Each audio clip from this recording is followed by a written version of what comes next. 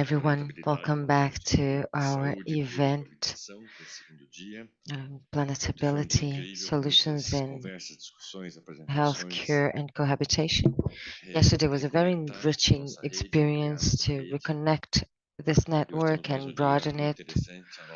And we have another very interesting day today. Laura is going to talk a little bit about that. We have a very interesting agenda today. We will have Planetability 3 with a panel that Thomas Husson is going to introduce. He's going to moderate, he's going to introduce everyone, and then we'll have a coffee break, and then lecture 2 with Abdulmalik Simon. With Laura is going to moderate. Laura, you have the floor. É prazer inaugurar esse segundo dia. Eu tive hoje de manhã tempinho para Good morning, everyone. Sobre ontem. I had last night and this morning to reflect a little bit about what que o Jamie e o David fizeram ontem about the event that we had, the opening that David and Jamie had for us made me think a little bit about the triad that they presented about planetary health, habitability, and transformation. Saúde, There is this health of habitability, transformations. And in a way, the mix of talks that we had yesterday started interacting with that same proposal of inhabitability, the overlaps and cross links between health, habitability, and transformations. For the first roundtable, which I was part of, I thought I heard a very interesting dialogue between what Tomás had to show and what Aline and I were presenting in terms of ways of evidencing the conditions of ruined landscapes, of uninhabitability, those violated, ruined landscapes. And just as well, I think Tomás was the one who said that this way of evidencing that leads people to form ideas and get informed on forms of habitability, of inhabitability. So I thought that was very interesting to see how these negotiations of evidences and forms of presenting them also leads to ways of creating habitability. The second great theme of the project is health, which came through in a very multifaceted way in what João Paulo Tucano said,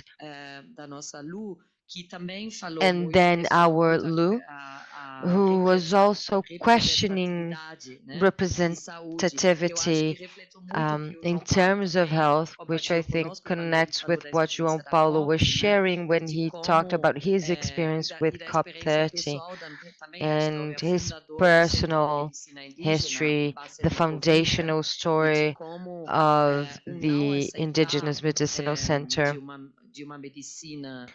and how not accepting public traditional Western healthcare, they're not accepting rather of traditional and other forms of medicine, led to the creation of the center, which is based on dialogue between those two forms of seeing health. And that makes me think of how we should conceive of new concepts to be able to interdisciplinares, né, speak to nesses each other contextos in these múltiplos, interdisciplinary conhecimentos multiple e entendimentos também, né, do que é habitabilidade, do contexts, que é saúde, né? Então, o corpo and be comum able to communicate to each dessa other what we forma conceive um as desses conceitos que inhabitability, as realmente abre, health. né, para And pensarmos a juntos. body of E concepts is one thing last that but not opens least, houve these também paths muita reflexão to each other. sobre o que poderia ser a We also transformação, né? reflected a Que foi o lot on David e what a Carol transformation que might be, nós trouxeram, né, a experiência which de um curso de was extensão no what formato que também Davi pensando um and pouco nesse diálogo Carol entre a Alemanha e Brasil, né? talked Eu about, acho que and na also Alemanha considering podemos the aprender dialogue muito between do Germany and Brasil, né, da Brazil. I USP think in especificamente Germany e do we can formato de learn a curso lot de from Brazil extensão and que from permitiu David e um, Carol a USP in se particular, engajarem num in experimento, terms né, of this num format of mapeamento, na extension verdade, courses, de habitabilidade e de which here saúde, allowed Davi and que Carol eles to apresentaram de engage uma with a forma project muito of convincente, eu acho, inhabitability and e health that os they presented in a very embaixadores de convincing saúde way. planetária e de And the planetabilidade, né, que também planetary propuseram health uma and ideia habitability transformadora de ambassadors pensar a also ansiedade climática como brought conectada com forth ações também, a né? way of Então, thinking climate isso anxiety foi o in a way primeiro that dia, connects né? with action as Achei well. realmente muito That was our inspirador. first day. Tenho certeza que I hoje found it essa primeira really, really mesa ela vai inspiring, continuar and de I uma am forma absolutely muito sure that interessante, this first justamente esse panel is going pensar. to go Teve on uma pergunta in this very ontem interesting way. de Paula Marujo, né, And I'd like sobre to a call questão das back a question that was instituições asked também, dos yesterday by Paula regimes, né? O Marujo Tomás discutiu um in pouco com Jamie e regarding Severin, né, institutions sobre and quais são essas regimes, ideias de which was a conservação que discussion também influenciam, with né, Jamie formas and de Severin, habitabilidade uh, e com Frank, com how these Ivana, com John e institutions Jonathan, com o affect próprio Michel Zales, né? Vamos continuar um pouco a explorar a- também affect our ways as of políticas, os inhabitability, of policies, né, creating os regimes inhabitability. locais And que I think we're formam e going to moldam essas continue this paisagens discussion with tóxicas, né, essas Michelle and paisagens Jonathan and agroecológicas da Pampa, Ivana today, esses regimes de conservação um, que o Michel também estuda no regarding Brasil, né? these Todos hoje first these baseados no Brasil. slaughterhouses in Então, Pampa, vamos continuar um, nessa for direção Ivana e o and Arthur Malik Jonathan, Simon, que já and then está we're going to conosco discuss that aqui, with Frank. All of us vai nos based in Brazil, oferecer uma coincidentally reflexão today. sobre métodos para o So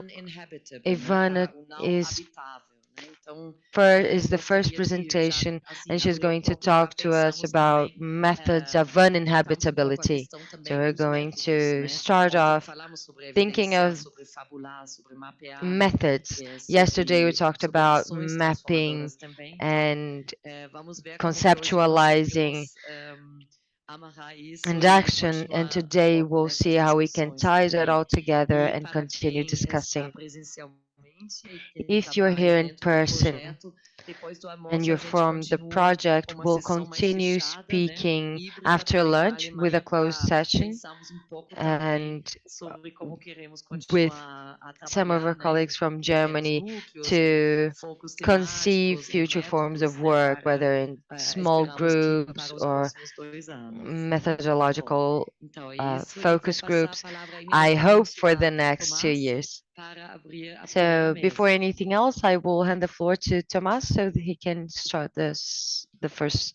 panel.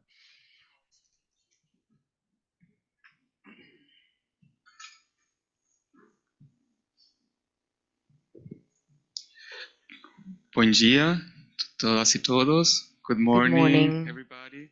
Thank you everyone. for joining us this second day of conference. Today we have a wonderful first panel where we're going to have a group joining us from different parts of the world. So it's going to be a really interesting mix of also contributions. Maybe I can start inviting our presenters to join the podium if you want. We have first Ivana Teixeira, who is an anthropologist, research associate at the Department of Anthropology at the Federal University of Rio Grande do Sul. And her research work is based on multi-species ethnography to critically examine technical and ecological arrangements related to human and animal health issues in rural and urban contexts across different social groups in southern Brazil. So if you want, you can Also here in person we have Frank Müller, who is a human geographer specializing in political and urban geography. His research and teaching focus on housing, more than human environment relations, violence, and crime. He is currently a visiting researcher at the University of Sao Paulo, funded by the Alexander von Humboldt Foundation. So, Juan, Frank, please join us.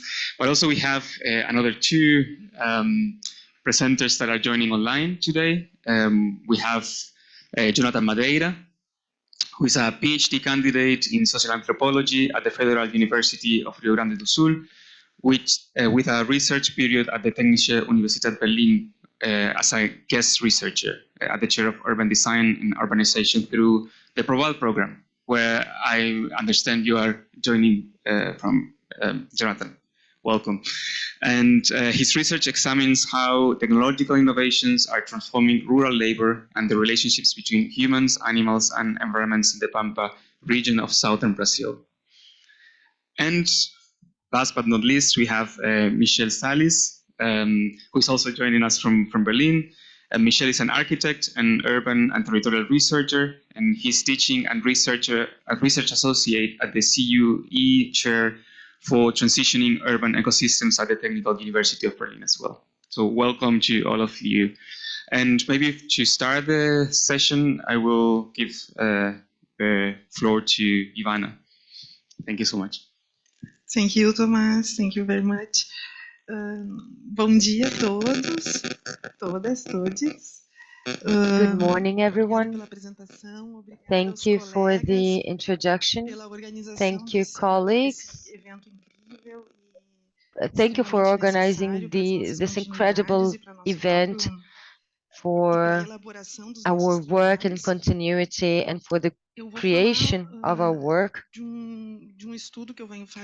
I am going to talk about something I've been studying for a few years, which has led to an article for a book that we're organizing.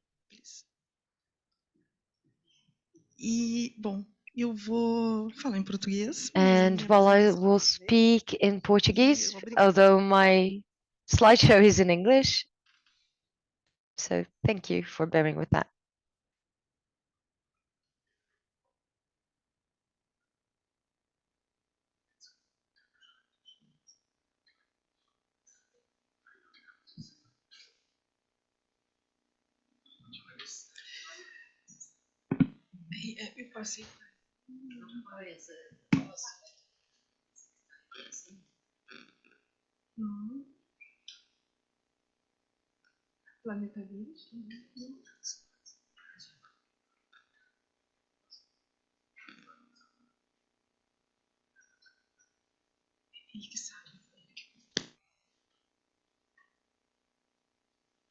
Eu vou começar falando, né? Assim já não vamos tomando tempo. I will just start talking so we don't waste any time here.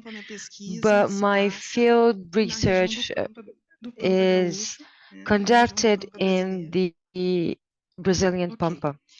There we go. In this image, you can see a small rural property in the Pampa region. You can see how the animals are spread around the house. You can see that there is a storm forming,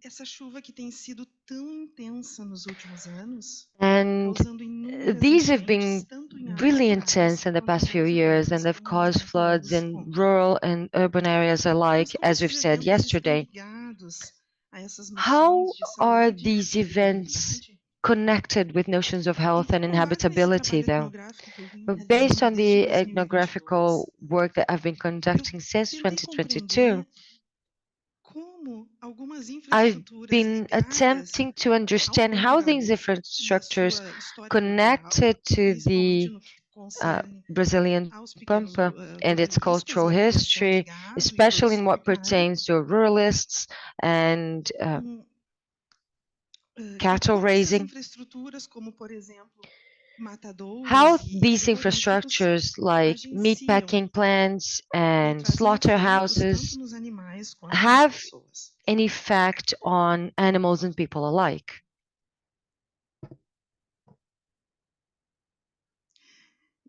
Minha área de pesquisa é My essa field região of verde que vocês work podem ver no or my mapa, research is conducted in que the abrange region então in parte do green território do on the map. Brasil, da It's Argentina e partly do in Uruguai. the Brazilian territory, Até partly in 50 Uruguay, anos and partly atrás, in essa área Argentina. era repleta de Up until matadouros, 50 years portanto, de ago, this recurso area terra, was que filled não to se the brim with reflete hoje na mesma slaughterhouses. infraestrutura que um So frigorífico. these are not the same kind of E structure esses as a matadouros, eles meatpacking plant. atendiam esses pequenos These pecuaristas, pequenos slaughterhouses ruralistas, que a gente chama também met de the economia needs of familiar, produção small familiar, property que owners, ficavam small então espalhados ruralists, por small todo o Rio Grande do farmers Sul.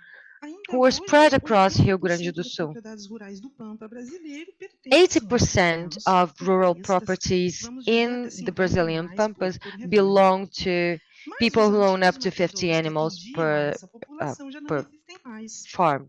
Eles foram proibidos em favor do modelo But industrial. these types of slaughterhouses are no longer Então, allowed. considerando a They were transformação forbidden in de favor of matadouro industrial antigo, meatpacking plants. So we're here que atendia os comparing pequenos criadores, para um frigorífico old industrial que atende grandes slaughterhouses especialistas, eu and gostaria de destacar aqui industrial como esses corpos dos meatpacking animais plants engordados, um, considerando o que se espera deles em for relação a cattle essa raisers infraestrutura. in terms of what's expected of them Então, quando eu cheguei na as região do Pampa para realizar meu infrastructures. trabalho de campo, When I comecei got to visitando the esse Pampa region matadouro, to do que my é uma field estrutura de produção research, de carne I em started estilo analyzing this frigorífico slaughterhouse, industrial, que opera nos which moldes, né, is known as an industriais industrial e meatpacking plant.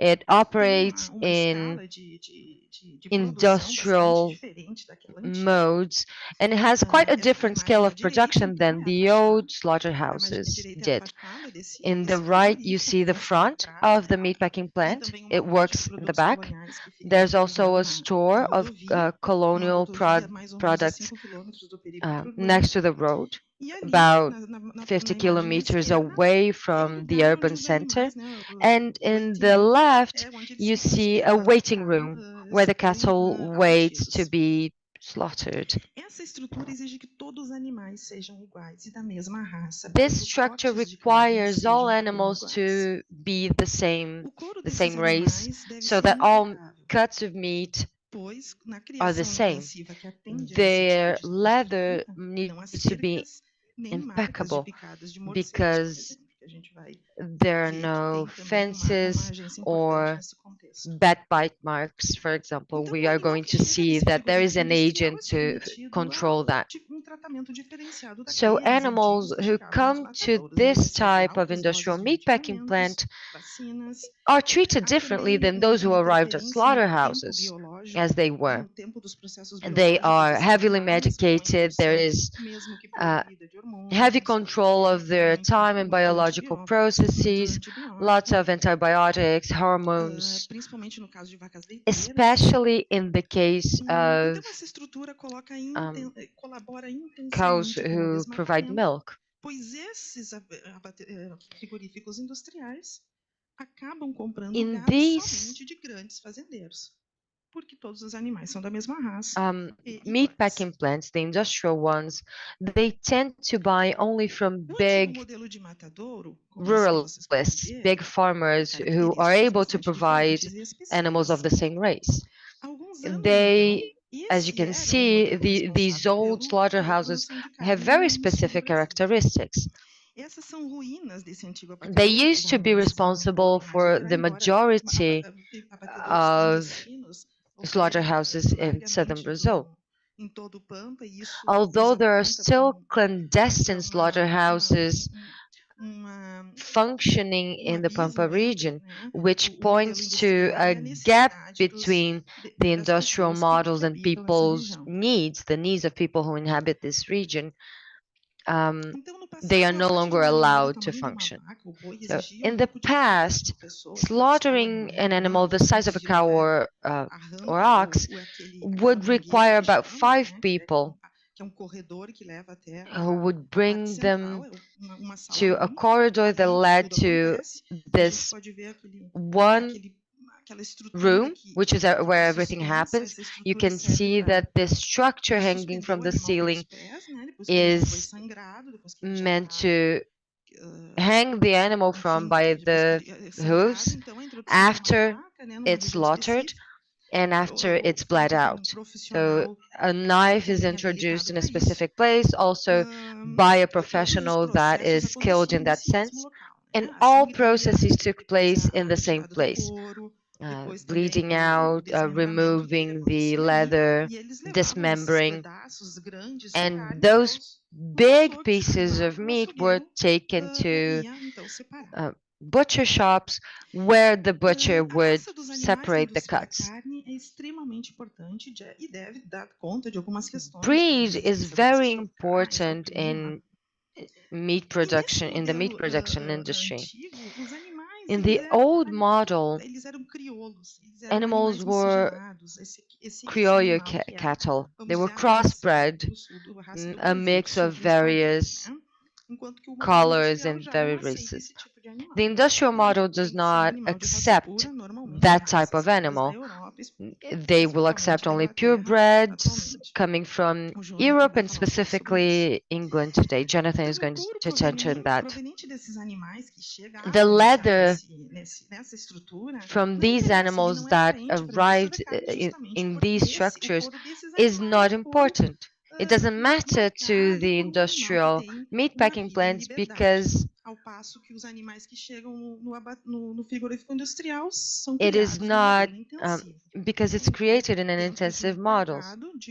So the color of the animals that were slaughtered in old slaughterhouses didn't really matter. They got all kinds of colors because they were raised in pasture, in freedom, eating only pasture. Their diets were incremented with corn, cassava, sugarcane, the same as the human family. In this model, then, we have a more symmetrical relationship between humans and animals.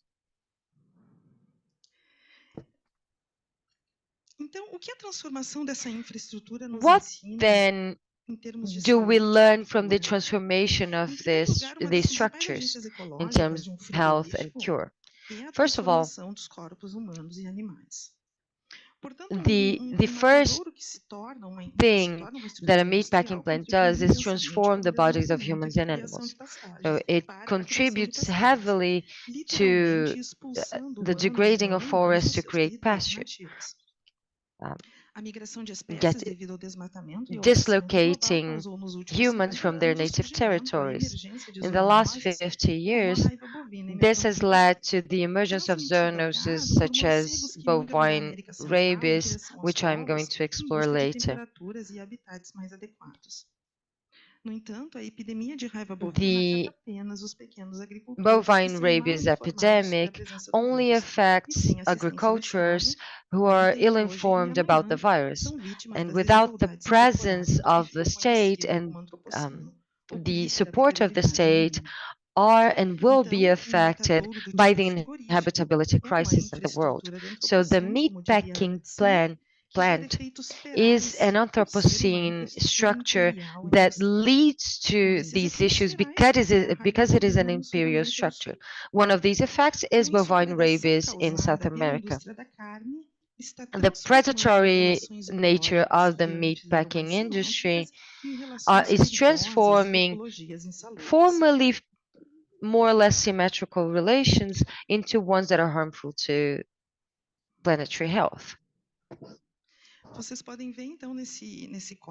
You may see then in this chart a comparison of the types of animals that come to these old structures and ones that come to meatpacking plants as they currently are. In the meatpacking plants currently, they are more mediated, the interaction is more mediated by machines, veterinary care is different, the type of feed is different, the product itself, which is delivered to the market, is completely different. And my interlocutors, the people I've interviewed, say that the meat that comes from the meatpacking industry tastes of animal feed. It's bad. So these small property owners have been trying to resist the industrial logic.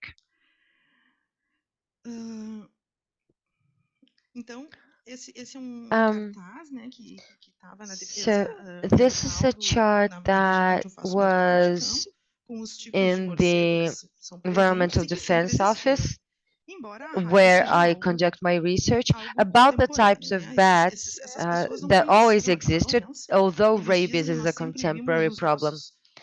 These people didn't know that was a thing. They say we always saw our animals exist alongside bats and not have rabies. So that no longer exists in a domestic context, but in a rural context, it's a big problem. I will wrap up in a second. I would just like to say that another feral effect of the industrial logic is connected to economical disappointment and failure caused by industrial, agricultural, and cattle businesses. These houses that are abandoned in the Pampas region right now serve as home to bats. These houses also show how impossible it's become to continue life in rural areas because of the effect of the industrial meatpacking industry. Which brings us back to what Horkheimer said about the reasons for suicide, which is very connected to the lack of an industrial of a social network.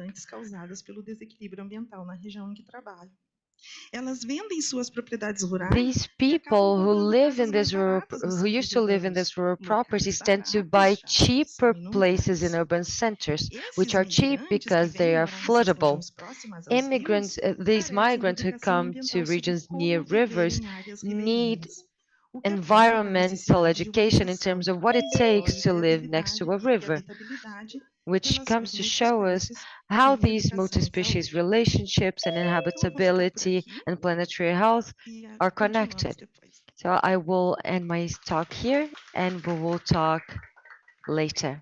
Thank you so much, Ivana. Now we're going to continue with the presentation of Jonathan. We can also do one in person, one online. Jonathan, can you hear us? Yes. Thank you. We're going to put your present... no, you have to share your presentation. Yeah, okay. Vocês vão apresentar aí? Vão compartilhar por aí ou eu compartilho Are you aqui? going to share there or should I share here? Okay. It's better that if you share, yeah. Yes, okay. Let me just 1 minute.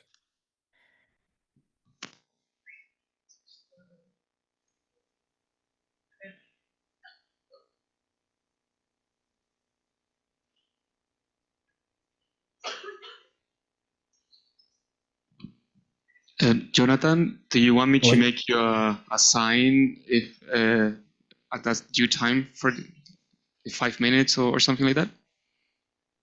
Yeah, maybe you can put it in the chat. Okay. All right. Então, a apresentação, o texto original está em inglês, então eu vou ler. Well, the presentation, the original text is in English, but so I'm going to read in English, but I will make some comments in Portuguese, and I will share with you what I have here.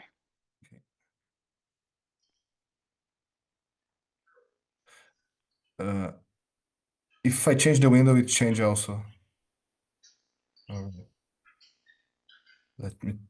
Eu vou tentar compartilhar de outra forma aqui, só eu acho.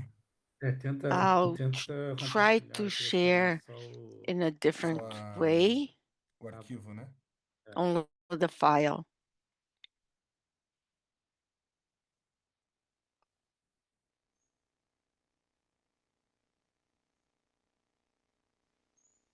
Agora está o texto compartilhado ou o PDF? Do you have the text? You probably need to separate. You can transform this tab in a different window. That's what I did. Então você voltou para compartilhar outra coisa. So If you want, you're we sharing can something maybe else. share the presentation and you can tell us whenever we can. Yeah, maybe it could be, yeah. Okay, we're gonna look it at the computer here. Just Yes. There are just photos of the fieldwork, so you can go through. You don't need to wait for me to. Can just pass by.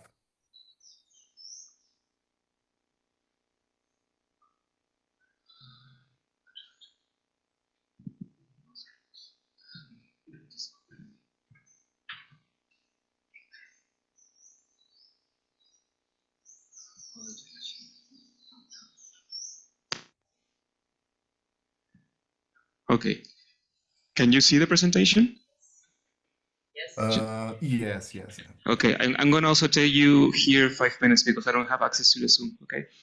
All right, no worries. So you can just go forward this because it's just images, so you can pass. It's all right. You don't need to wait for me to pass. So I'm starting right now. This is an article written by me and my Brazilian supervisor, Jean Segata, who unfortunately cannot attend today. But the name of this article is Multi-Species Technogenesis and the Uncertain Planetability of the Pampa. We are trying to to discuss the idea of how of habitability in Pampa. There's the same region that Ivana talked about a couple of minutes ago. So yeah, that is it. I start the reading right now. So, agribusiness in Latin America, especially in Brazil, is often celebrated as a driver of modernization and global competitiveness. Yet, this progress hides ecological degradation, loss of biodiversity, and social inequalities. In the Brazilian Pampa, large scale production uh, large-scale production of soy and beef replaces traditional multi-species ecologies with monocultures and standardized genetics. Emergent premium beef circuits integrated AI drones, apps, and genomic selection transforming cattle into data-driven commodities. Just to comment this photo on the screen now, this is the state of Rio Grande do Sul with the borders with Argentina, Uruguay, and the Brazilian state of Santa Catarina. And these points there are the cities that we've been visiting since the last 2 years doing field work. Is the basically the same area that Ivana had made his work there, but maybe different cities. So just to show a little bit. So, as I was reading here, agricultural fairs and certification systems like Certified Angus Beef and Apropampa brand beef as sustainable and regionally authentic, while concealing the growing dependence on techno-scientific infrastructures. These systems reconfigure how ranchers and animals related. Gaucho practices and embodied knowledge are displaced by algorithms, ultrasound scans, and drone monitoring. The multi-species technogenesis, this is the idea of coevolution of technology and life, produces both innovation and simplification, narrowing the range of possible futures for human, cattle, and environment. Um, so in this work, we brought here some ethnographic research in Brazil and a little field work that we've been doing in Berlin. So we analyze both the industrial intensification of cattle in Brazil and alternative conservation practices that we've been observing in Domendalen, in a farm museum dedicated to endangered domestic breeds in Berlin. And for this idea, we would like to discuss the idea of planetability. That means, in other words, the capacity to live and coexist ethically with other species on a shared planet.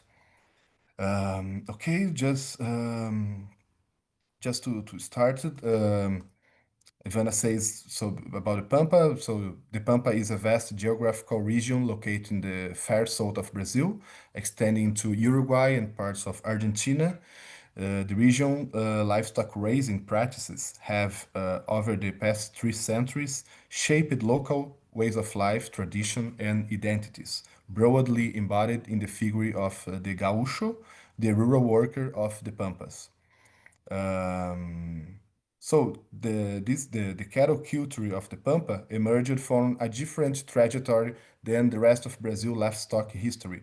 While the early 20th century war against Zebu in the southwestern Brazil consolidated the Zebu cattle as the national breed, especially because it's cheapest, more productive, and this is foundation to agribusiness. In the southern Pampas, follow an alternative path, especially based on British taurine breeds such as Hereford and Angus, Aberdeen Angus.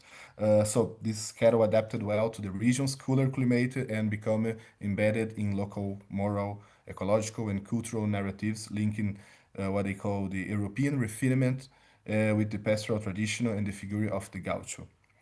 But over time, the Pampas grass-fed taurine herds acquire a distinctive identity in contrast to the zebu-based grain-fed systems of central Brazil. So rather than competing through volume, Pampa producers position their beef as a premium, ecologically distinctive product, valued by its tenderness, marbling, and natural origin. So, and we have been looking at this kind of development of certification programs such as Certified Angus Beef and Pampa Gaúcho Beef and other certified programs that reinforce this differentiation with the other Brazilian beef. So branding this region, the Pampa, as a terroir of high quality and sustainable beef.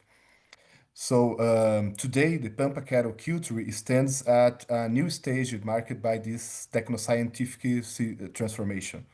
Biotechnology, genomic selection, and digital monitoring systems have shaped the breeding and production practices, creating what has been called as becoming beef chain, where animals are treated as genetic data and molecular commodities. Uh, so it's very linked to what Ivana was talking before of this idea of smaller producers and this industrial production of beef.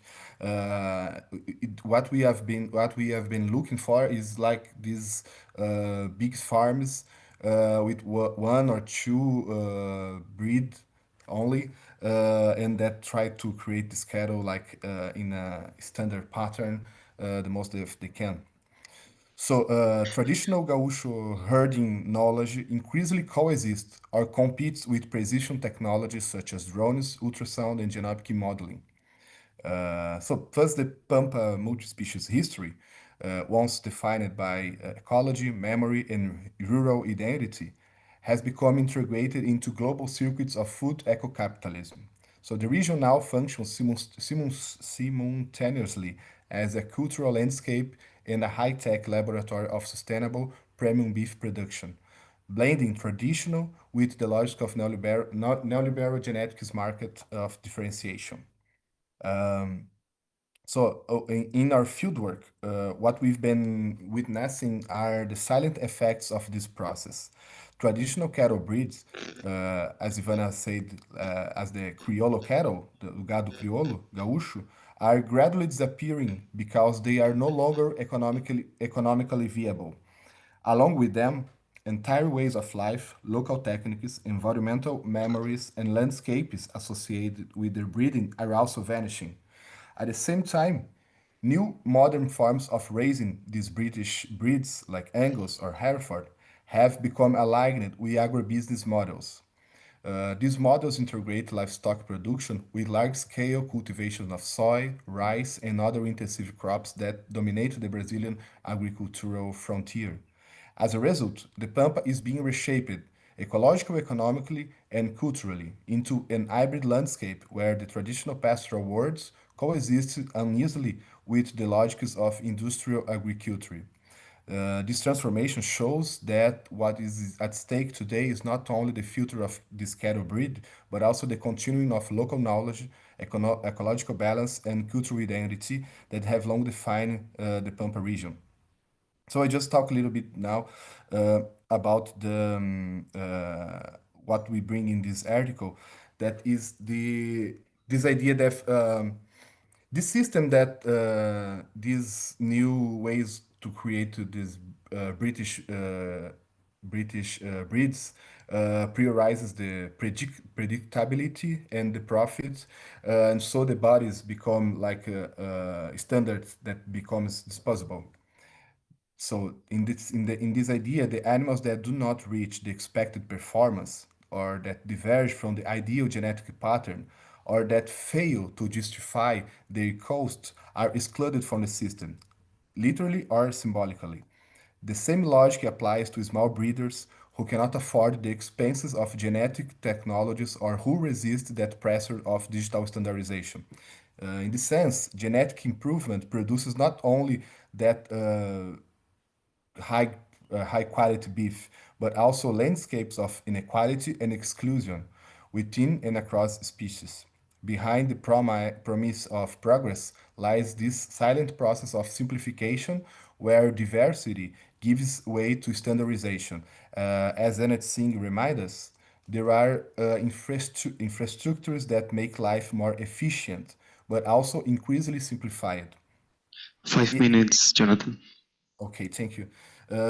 This idea of simplification is something we've been trying to highlight, especially because I think that it's very interesting to compare with Ivana's work because in that field work, you can see different breeds, different ways to handle the cattle, and here you are always looking at like 2,000 cattle with the same color, the same genetic, like the same pattern, the same size, the same.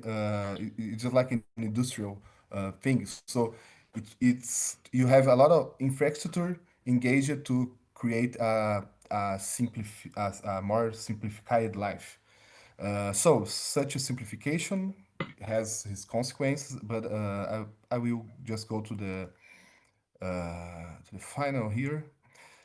Just to offer a counterpoint, we visited Domaine Dallin, this historical farm museum in Berlin that works to conserve endangered domestic breed. There we meet Astrid Masson, who explained that they keep several species, including the last three calls of Rotes Huhenfia breed, known as the red raglan cattle. So she told us why these are they are the three only remaining species of this one, and she said for us that almost all cows on the red list are there for three reasons. They are triple purpose animals for milk, meat, and draught. But in no one of these they perform as these highly specialized breeds, like the Holstein Friesian, for example, that produce about 16,000 liters of milk a year, and that's one maybe five. And this idea is to make that counterpoint that this microcosm that uh, we saw and what happens in Europe or even in Berlin, even in Germany, like a microcosm of what is also happening silently in the Pampa. Not only the extinction of animals, but the disappearance of way of lives. Um, I think that just to finish we want to bring the concept of John Van Doren that we can think about the subtle extinction, not as the disappearance of species, but the collapse of relationship and shared words. These transformations in the Pampa that we've been looking for uh, show precisely that genetic improvement and precision technology redefine which lives can exist and which become unviable. This process does not happen overnight. It is gradual, quiet, and difficult to notice, but its effects are deep. It does not leave an empty space Rather, it builds a new world where certain filters between human, animals, and environments are no longer possible. Through their okay, just a final remark to link this with the idea of planetability. We want to propose the notion of planetability in this concept, in this context, as a critical alternative to this idea, this technocratic idea of sustainability that this big producer calling themselves as sustainable cattle raisers. So the idea of planetability emphasizes the relational coexistence, living with others in a shared and plural ways.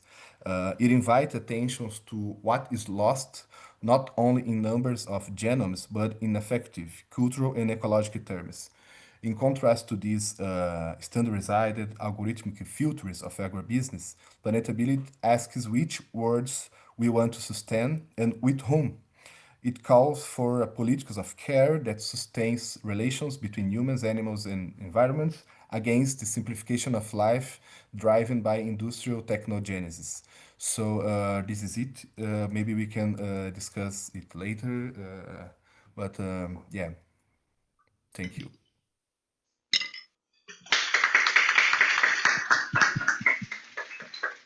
Thank you so much, Jonathan. And now we're going to continue with the third presentation by Frank.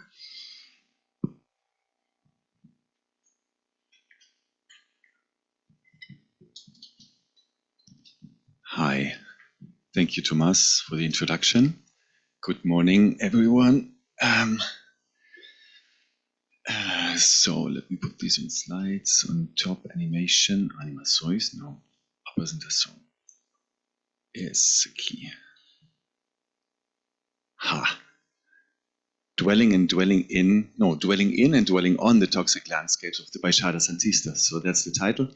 And I'm somehow continuing also with some of the terms where I think most of the basic terms that my colleagues here before me, Ivana and Jonathan, have opened already.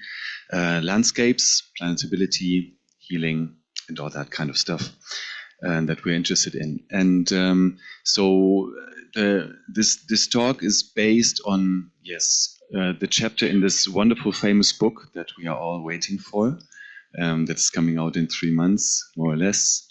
We all hope, no pressure. And it's also based on my current research that is ongoing until April. So I'm, on the one hand, presenting some results that are presented in the book, but also from my ongoing research in the Baixada Santista, which is a region close by here. So the structure for this talk is along the lines of this project. Planetary thinking. I want to add some more reflections on space and inequality of toxic exposure. Planetary healing or habitability. The second line, sensing and evidencing as a contested experience. And thirdly, let's briefly speak about planetary transformations, where I think film and filmmaking can be good embedded forms of getting engaged with local communities between academics and activists as embedded pedagogies. So starting with the first one, spatializing inequalities.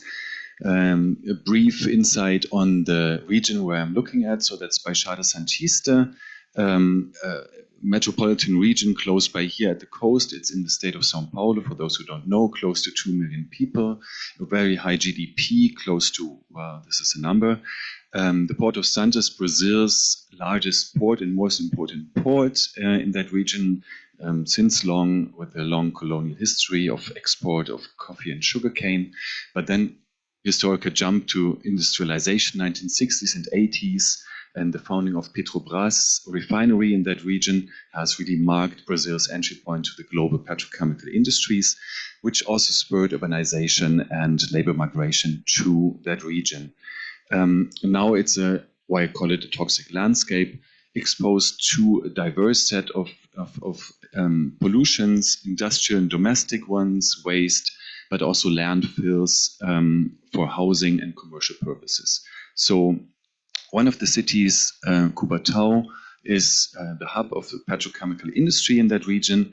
But also at the same time applauded and lauded as one of the most sustainable urban development places represented at this year's COP30.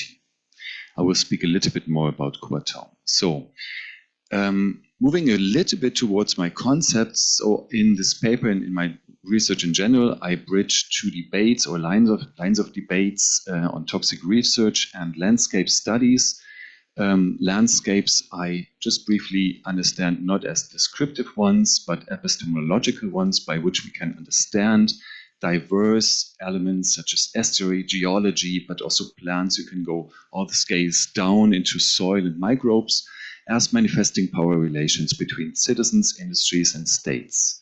So, not going into too much detail here, but it's a way of looking at space as product and producive of power relations. On the one hand, on the other hand, toxic research, moving away from abstract sciences towards situated approaches in ethnographic research, dominantly revealing the unequal and activating effects of toxic exposure. I think this links to various of the presentations that we have heard today but also yesterday. So these are the authors who most of you, I guess, know: Liboiron, Lyons, Nixon with the slow violence. So dwelling in and dwelling on, the title of this talk, on the one hand, dwelling in more refers to the more everyday practices of living a life in a toxic landscapes, and the more analytical dimension I call dwelling on as a strategy of tracing and evidencing those toxic exposures, those exposures to toxic substances, seeking to understand for us how people make sense of those interdependencies of institutions, data, sensors, and landscapes, and all that micro or diverse scale effects that I just spoke about. So dwelling in and dwelling on is kind of what guides me analytically, and I think also relates to our notions of habitability here. Okay, so what I've done for the paper was a media content analysis in a couple of archives in O Globo, Folha de São Paulo, and Tribunal de Santos. And I used these three analytical lenses that I just mentioned: exposure, interdependencies, and strategies. So I'm interested in looking this interrelation of narratives of toxicity and landscapes, no? Vice versa, so it's a really interdependency. Very briefly into the findings. Exposure. So as I said, Cohabitation now applauded as most sustainable city of the region, but also of the whole state. That's the image here, also called Valle da Morte. I inductively produced like 3 dimensions to understand or further unpack exposure. One is temporality. So in the narratives, I saw more from the 70s towards the 90s and the 2000s, now speaking more about chronic pollution, the slow pollution, while earlier it was more all about sudden disasters, events, accidents. So now it's more the chronic one. The uneven exposure is a topic somehow, but at the same time you find very uniformly narratives. So media reporting on Cohabitation. Cohabitation is an enormous region. It's a whole city. It's a municipality. And then produced all through these media narratives, I find what I call a myth of manageability. So despite all these accidents and exposures, you also find that control measures are getting more strongly reported on regarding high cancer rates and child mortality. So we can really all do it. Seriously? No. Interdependencies. So briefly, intensities and scales are 2 foci I had here. So on the one hand, citizens are more becoming experts. Now you see in the media narratives that we all expected to know what is a persistent organic pollutant, what is bioaccumulation. These are very much present in that. And regarding scales, I see reports moving from the 70s and 80s, which was all human-centered pollution, to now also looking at multi-species awareness, looking at fish and how plants are affected by that. So that is really, I find more awareness in that direction. The third analytic dimension, the strategies here, how do we evidence, how do people, institutions evidence, notice and document exposure? On the one hand, in institutionalization, which goes back to the 1970s with the foundation of an institutionalized monitoring CETASB on the one hand, but then since the 2010s, I found much more reports on activating citizens and also responsibilizing citizens. So citizens are expected also to report, but also to act within their environments. NGOs forming on different states. Always related to, in many cases, related to academic monitoring also at the same time. So just summing up, this unequal exposure, toxicity operates across various scales. This is what I show in this paper, involving pollutants, bodies, houses, but also communities, and even the global sphere. So there's an awareness in the narratives of this relationship on a multi-scale level. So we got returning to my notion on dwelling on, in and on, the capacity to live and build alliances within toxic, unstable, and threatening conditions. With this, I move to the second chapter on habitability. So these alliances I find very important, very interesting. Planetary healing. I brought a very short case. There's a documentary which is called Lama y Chaos, Mud and Chaos, which speaks about the impacts of channel dredging, of deepening channels in that port area so that larger ship can enter. With this dredging, sediments, toxic sediments with a lot of heavy metals are coming to the surface. And then in this documentary, you see fisher communities, fishermen speaking about the impacts of that. So they touch the mud, they feel the mud, they speak about how that affects their fishing practices, but also their personal health and the health of fish. So maybe joining us today on the YouTube, he's invited. I hope he's here. Sidney Bibiano appears in this video. He's one of the fishermen, and he uses the documentaries like this built in by a TV station to demand recompensation for health and other damages, but also monitoring more dredging activities.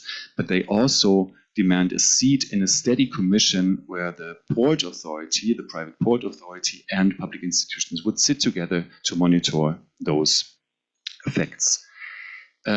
Complicating a little bit this notion of evidencing also from the perspective of power relations and inequality. So this said private port authority that is very influential in that whole area due to the port and its large race economic impacts. He's saying in that same documentary, referring to this study that the fisher and the academics have together made on the mud and chaos and the impacts, he's saying we must know that this, what the fisher did, is a perception study. What is a perception study? The fishers were asked, what problems do you perceive in relations to fishing? And they responded in their own perception, I think it's the mud, this heavy metal mud. I find this very interesting because he's really pointing towards their activities and to the institutional monitoring, which is all using data, scientific data on bioaccumulation, bioindicators, reporting to IBAMA, to CETASB. So you really see in this relationship between the authority and the fisher, a downplaying of other data, which is bodily, which is essential, which is speaking about smelling and touching, which is kind of downplayed by this discourse of science and scientific data to monitor. Just mentioning this here briefly. So anyways, I think it is important to speak about those riparian communities as producive of an ethic of care for those in landscapes, building a more and more expertized narratives on soil, pollution, and also building potential alliances. And those alliances concern us in this space. Many of us are involved in local projects also.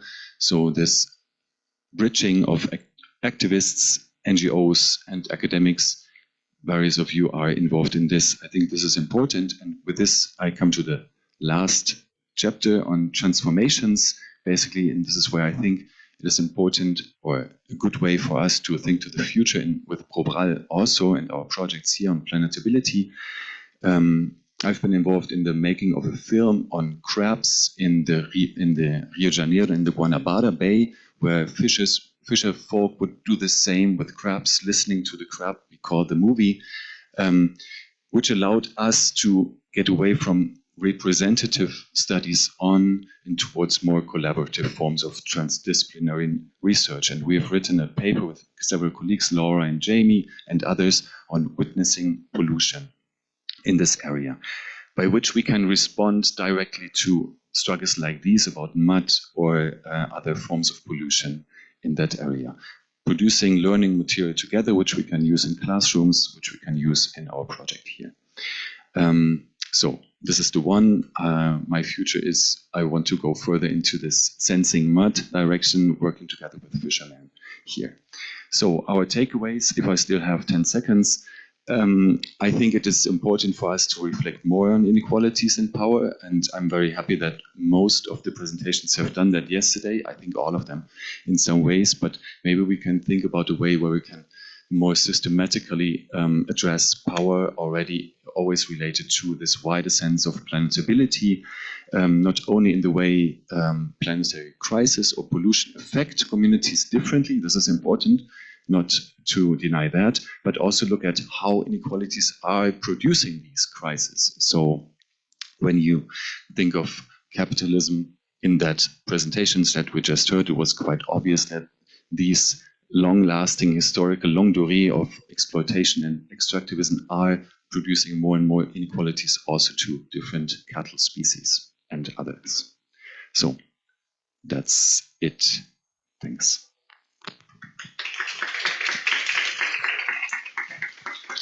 Thank you so much, Frank. Now we're going to move to the final presentation by Michelle, who's online. And Yes. Michelle, the same question. You're going to, yeah, you're sharing your screen, right? Yeah. This is me. Ah, that's not you. Can you see my screen? Not yet. Not yet. Oh, Jonathan, Jamie, can you see the screen? Antes apareceu, agora sumiu. See. Ah, no. Yes. It was here now and it's no longer here. Vocês veem, né? Sim. Now you can see it. Bom, vou tentar aqui manter meus 15 Okay, well, minutos. I will try to stick to my 15 minutes. Primeiro, olá a First of todos. all, Sempre hello everyone. muito bom conversar com It's vocês. always Eu acho que amazing to speak to all of you. eu I gosto de think estar numa mesa, principalmente, I really like dois to be in a round table with two anthropologists, two né? Então, mas eu acho geographers, que arquitetos, well, geographer, urbanistas, anthropologists and têm cada vez architects and mais também urbanists, estão people who tendo increasingly a see potencialidade, assim, the de sair do campo potential disciplinar to e conversar mais, leave assim, their com own fields of work and profissionalmente. speak to, especially Acho anthropologists. interessante apresentar o meu So I think trabalho it's aqui na really companhia interesting de to show my vocês. work in your Bom, company. a partir da problemática levantada por esse Starting seminário from the em questões problems raised relacionadas ao by conceito this emergente seminar in de questions related planetabilidade, to the emerging eu pretendo concept aqui of contribuir para essa discussão a partir do planetability, I urbanismo e do intend to design contribute to the territorial, discussion buscando from the aproximações nos três urbanism campos da and territorial conservação. design Na in minha pesquisa relation de to critical doutorado, eu stages of estou conservation. investigando In a my hipótese PhD, I am de investigating tratar a conservação the como design. hypothesis of Nessa treating observação conservation as aqui, resolvi design. utilizar a palavra design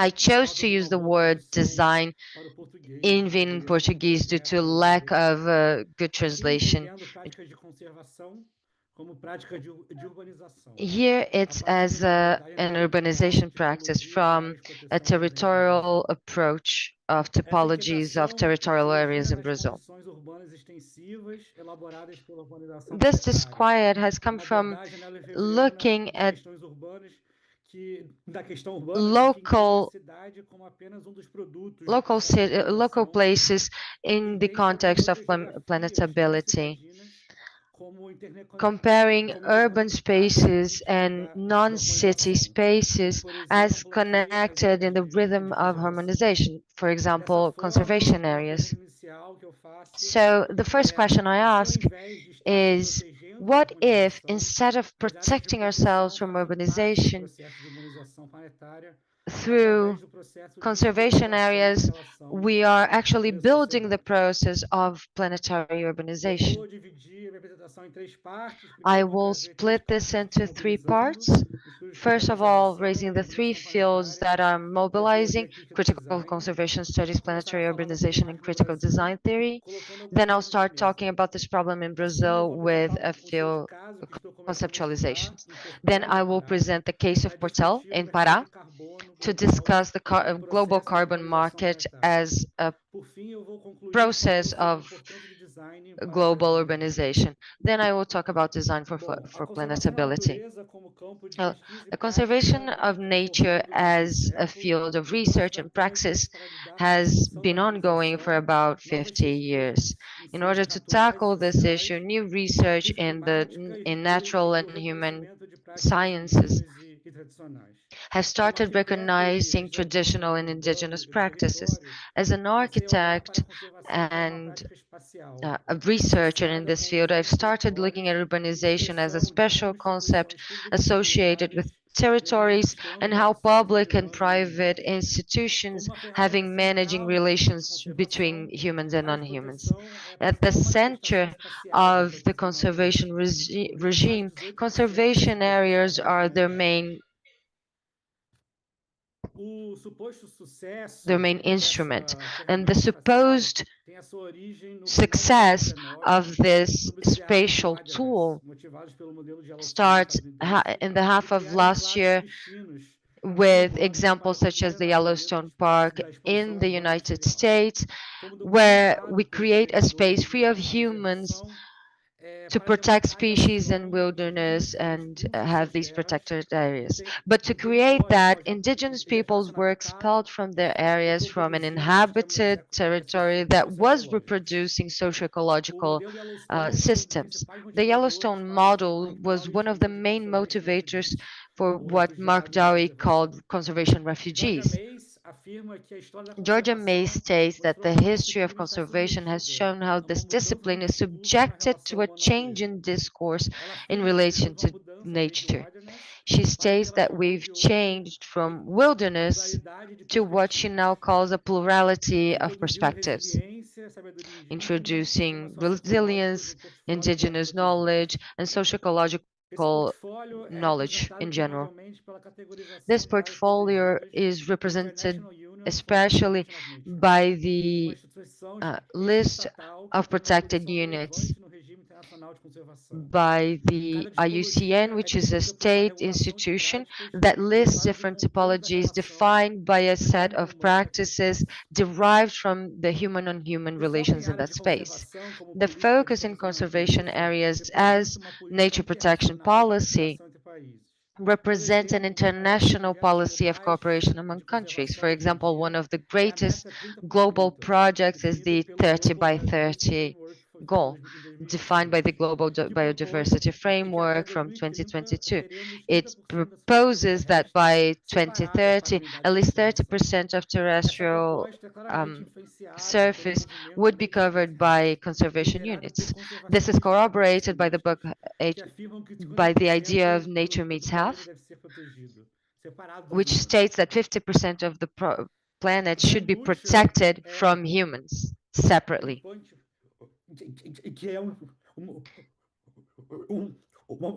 Bram Buescher,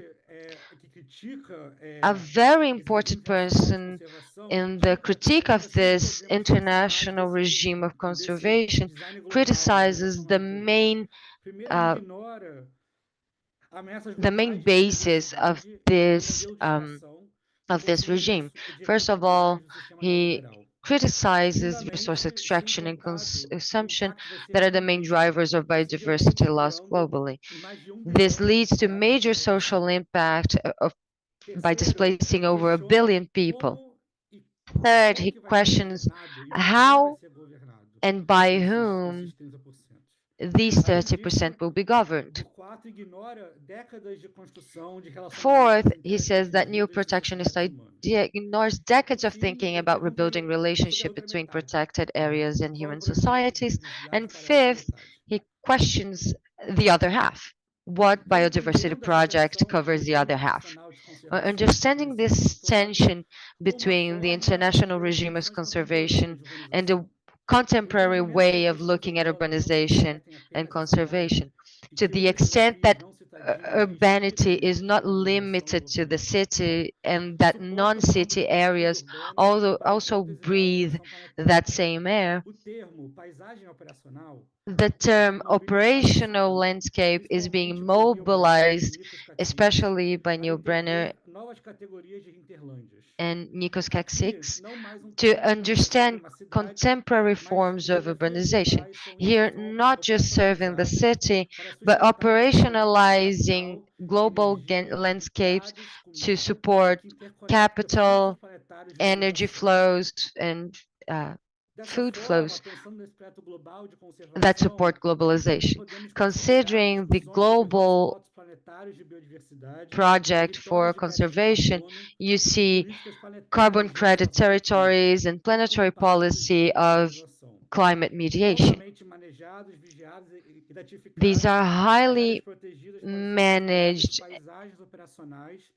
and these protected areas can be considered operational to the global project of climate control. So when we steer away from methodological cityism, territory becomes a crucial spatial category because it overcomes the boundaries between human nature, savage, domestic, city, urban, and rural. So this can become a political instrument of the state. Like Paulo Vigano says, if the territory is a subject, we can investigate its rationalities. Further than something further separate from design, this is the subject that design makes emerge. This requires recontextualization to seek how these forms of life live in territories.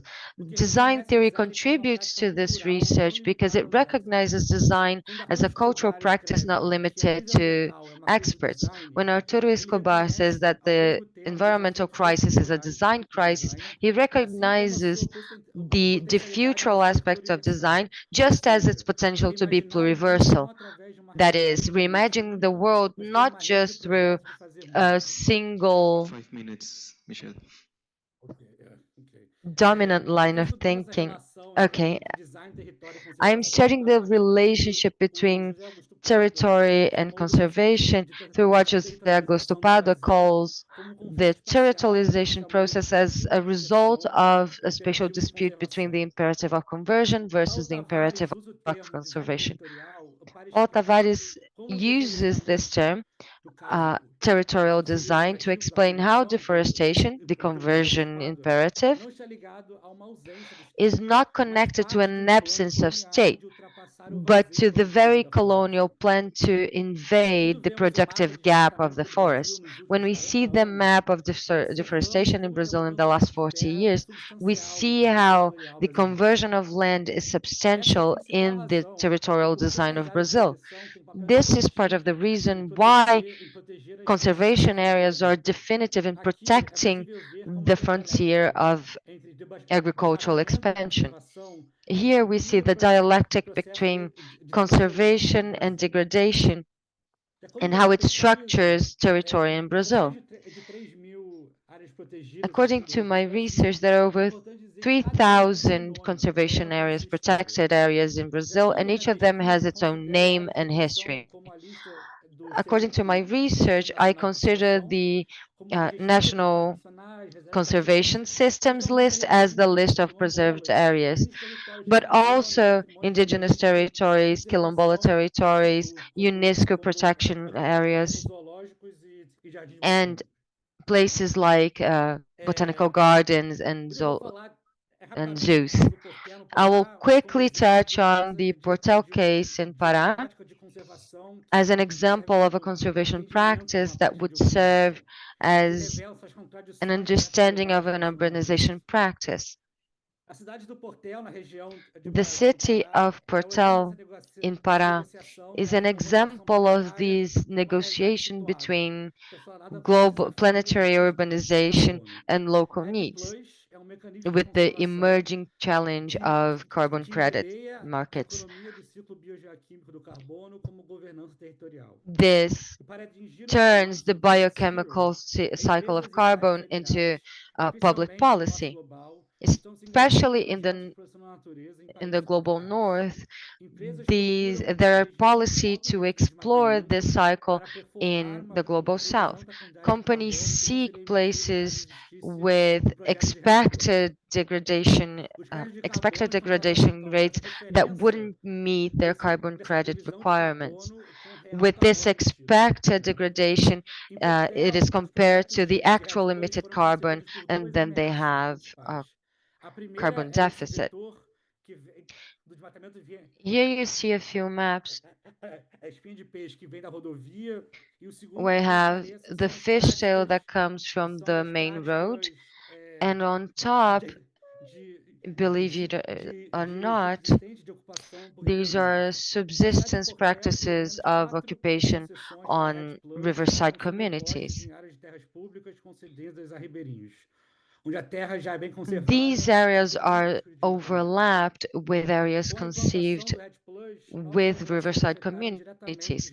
And with the implementation of this overlap, which we call HEAD+, there have been several practices that have been inhibited for riverside communities. For example,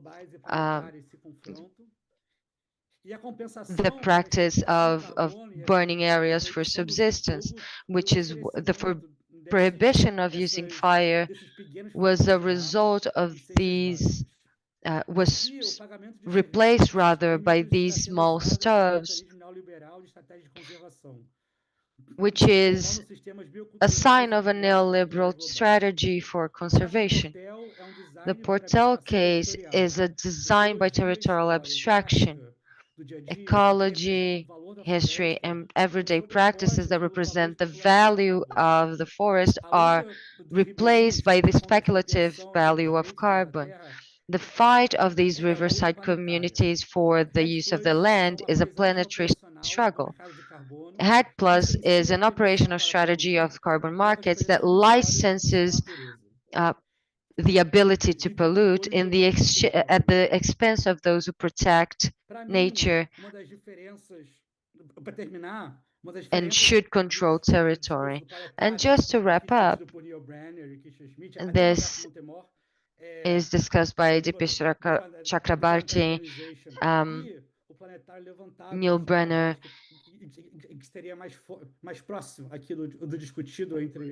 Dipesh would be the closest one to what's being discussed in this seminar, and it has to do with design. Here we recognize the planetary aspect of urbanization, which is a way to imagine other planetable worlds. It is a way to look to the past and how a territory was created, and to look ahead and understand the potential for futurable and defuturable design. I think I'm over time by now, Thomas? Yes, but if you want, you can use a minute to close. I will maybe just by defending the role of design for planetability.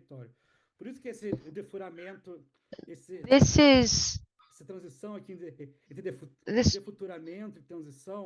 transition and defuturing is recognized by the double movement of design established by Anne-Marie Willis.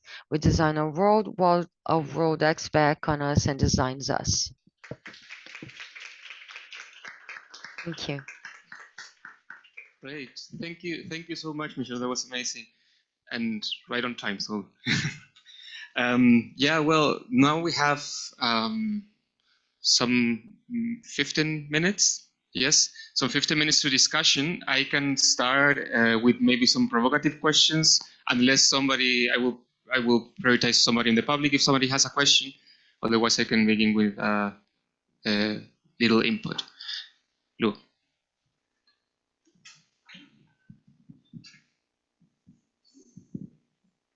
Thank you so much. This was such a great panel, also how it spoke to each other, and really, really fascinating, deep talks. My question is twofold, and maybe I begin with what Frank, I think, really importantly raised is like the stake of the research that everyone here is doing individually or ideally in collaborations. And I think this is something also we discussed yesterday. Maybe a question to be posed to everyone else on the panel. How does what you have been, the fieldwork that you've been doing and the analysis, how has it been kind of like feeding back into the communities or the places you've been working with, or maybe not yet, and how would you imagine this ideally to happen? What are possibilities? I think Frank already, showed some ways in which research can not only stay within academia, but perhaps respond or we should think more seriously of how it can respond and be in a continuous or steady kind of engagement with the places that we go to. And so that's a question kind of for everyone on the panel. And then maybe for Jonathan, I was wondering how these technologies, these industrial or new technologies that you've been kind of touching upon and describing have actually arrived in the Pampa. So like maybe going a bit beyond your conclusion of it there being a silent disappearance and like kind of substitution of like previous forms of knowledge and ways of life. Maybe I want to push you a bit on also showing us a bit of an ambiguity in like this transformation and how, whether, of course, it's not only bad in that sense, or, it's also something that's maybe is a bit of a reality. So like how maybe have like also people been using these technologies to their advantage, or how have certain new introductions of like technologies also failed? Because like I'm thinking specifically of a case in India from a colleague where they introduced like a startup introduced like a new kind of sensory technology like to manage I think it was growing rice, and like it had to do with like sensing when the water levels are high enough or something. But in the end it completely failed because like it was developed from a more abstract point and not kind of like in engagement like with the actual conditions on the ground. So maybe you can like explore a bit more on your case from the perspective of these new scientific technologies that they're using. Sorry, this was really long.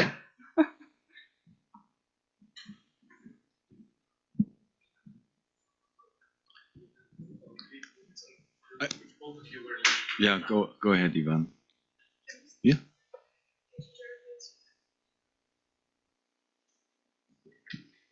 Thank you very much, Lu, for this question. You answer in Portuguese if you... Yeah, thank you. No meu campo, in my field, I see many different ways of feeding back into the people I speak to, my interlocutors. One of them is participating in groups, especially women's groups. Currently, there are different groups to strengthen these communities, especially where it pertains to mental health for these women. So I have a partnership with Enmater, NGO / state agency at the same time. So it's someone who comes to these women because they do live in removed places that are hard to access. And I have been following these professionals with these groups, and when I get there they think I'm going to give them a lecture and whatnot, but I'm actually going to question their demands and what they need to support their way of life. So I ask the questions that not necessarily Enmater, this state agency, is going to address. This leads to a space of discussion and belonging, and a space where they can realize that maybe some of the practices that they can no longer perform are required to keep them healthy. For example, producing milk, the very possibility of handling animals in a more personal way without buying machinery again and again and renewing structures again and again. So keeping the structure that's considered old and irrelevant in a way that's supported by the state. Like I said, the old slaughterhouses could be maintained to meet the needs of this population, which is the majority in the state. In these autochthonous regions in Brazil, people do not access the internet. They don't have Wi-Fi at home. TV is bad, but the radio, it's with them from dusk to dawn. So I've seen about creating podcasts, and within these groups also created short films which can be shown to them as started for discussions from the perspective of someone who's not in the community. So that's just what I'd like to answer.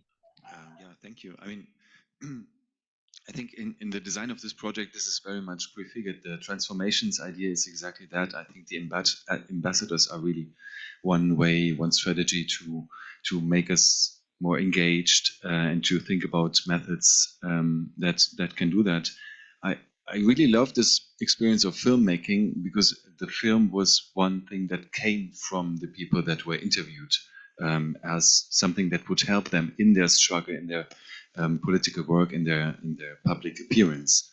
And then, so filmmaking can be one thing, not only for political struggles, but also for inner community learning. So, because although we had protagonists that were directly from the community, that everybody knew, the way the film put together insights, in that case, about the crab and the mangroves, was bringing some new reflections also to the community itself that for generations has done crab fishing or crab catching and all that. So maybe that's, I think filmmaking is a great example also for these reasons, for technological reasons, but also for, let's say, as a medium that does not demand too much reading sometimes, because, I mean, reading is one media, text, but the other one can really be audiovisual material, no? And we can do that.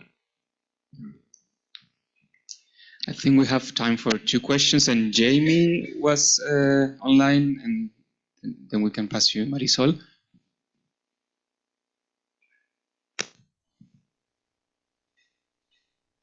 Jamie? Sorry, was that an invitation to me to ask my question? Yes, sorry. Okay, thank you. I posted it actually in the chat, but I can read it out. Maybe it's nicer. Oh yeah, if you can read it, will be great. Okie dokes. Have more Thanks interaction. everyone for a wonderful panel. I mean, I've got a bunch of questions which for different people, but I'll start with one and then we see how much time we have later on if I pick up more. But really, this one's to Frank. Frank, I really enjoyed this provocation that you ended on. And I wonder what thoughts you have, maybe some first steps or some second steps even, about the systematization of power and planetability. I thought this was a good ending. I realize it's probably unformed fully in your mind, but this would be a wonderful forum moment to somehow brainstorm it a little bit, discuss it further.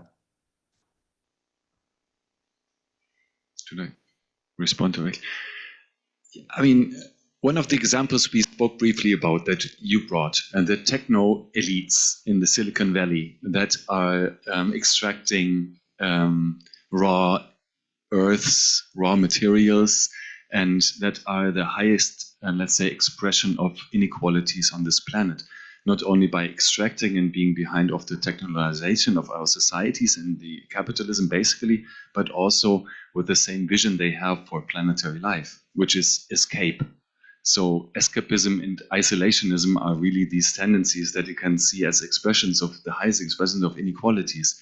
And I think as you have these unequal societies and capitalism, basically, where you have some firms and elites really ruling the world and organizing the extraction of resources that are not even looking towards making this planet habitable for everyone. On the contrary, kind of with a biological racist argument, assuming that richness itself is a better reason to survive than the rest of humanity. So, I mean, that is an extreme example, I would say, where I would say inequality is a driving factor of the planetary crisis. And I'm sure we can think of other less extreme ones, but that would be one. So, and I found that in your text, I think, and David and you have this example in the referring to Viveros de Castro, but also this other author, Dr. Srushkov, that has worked on the survival of the richest.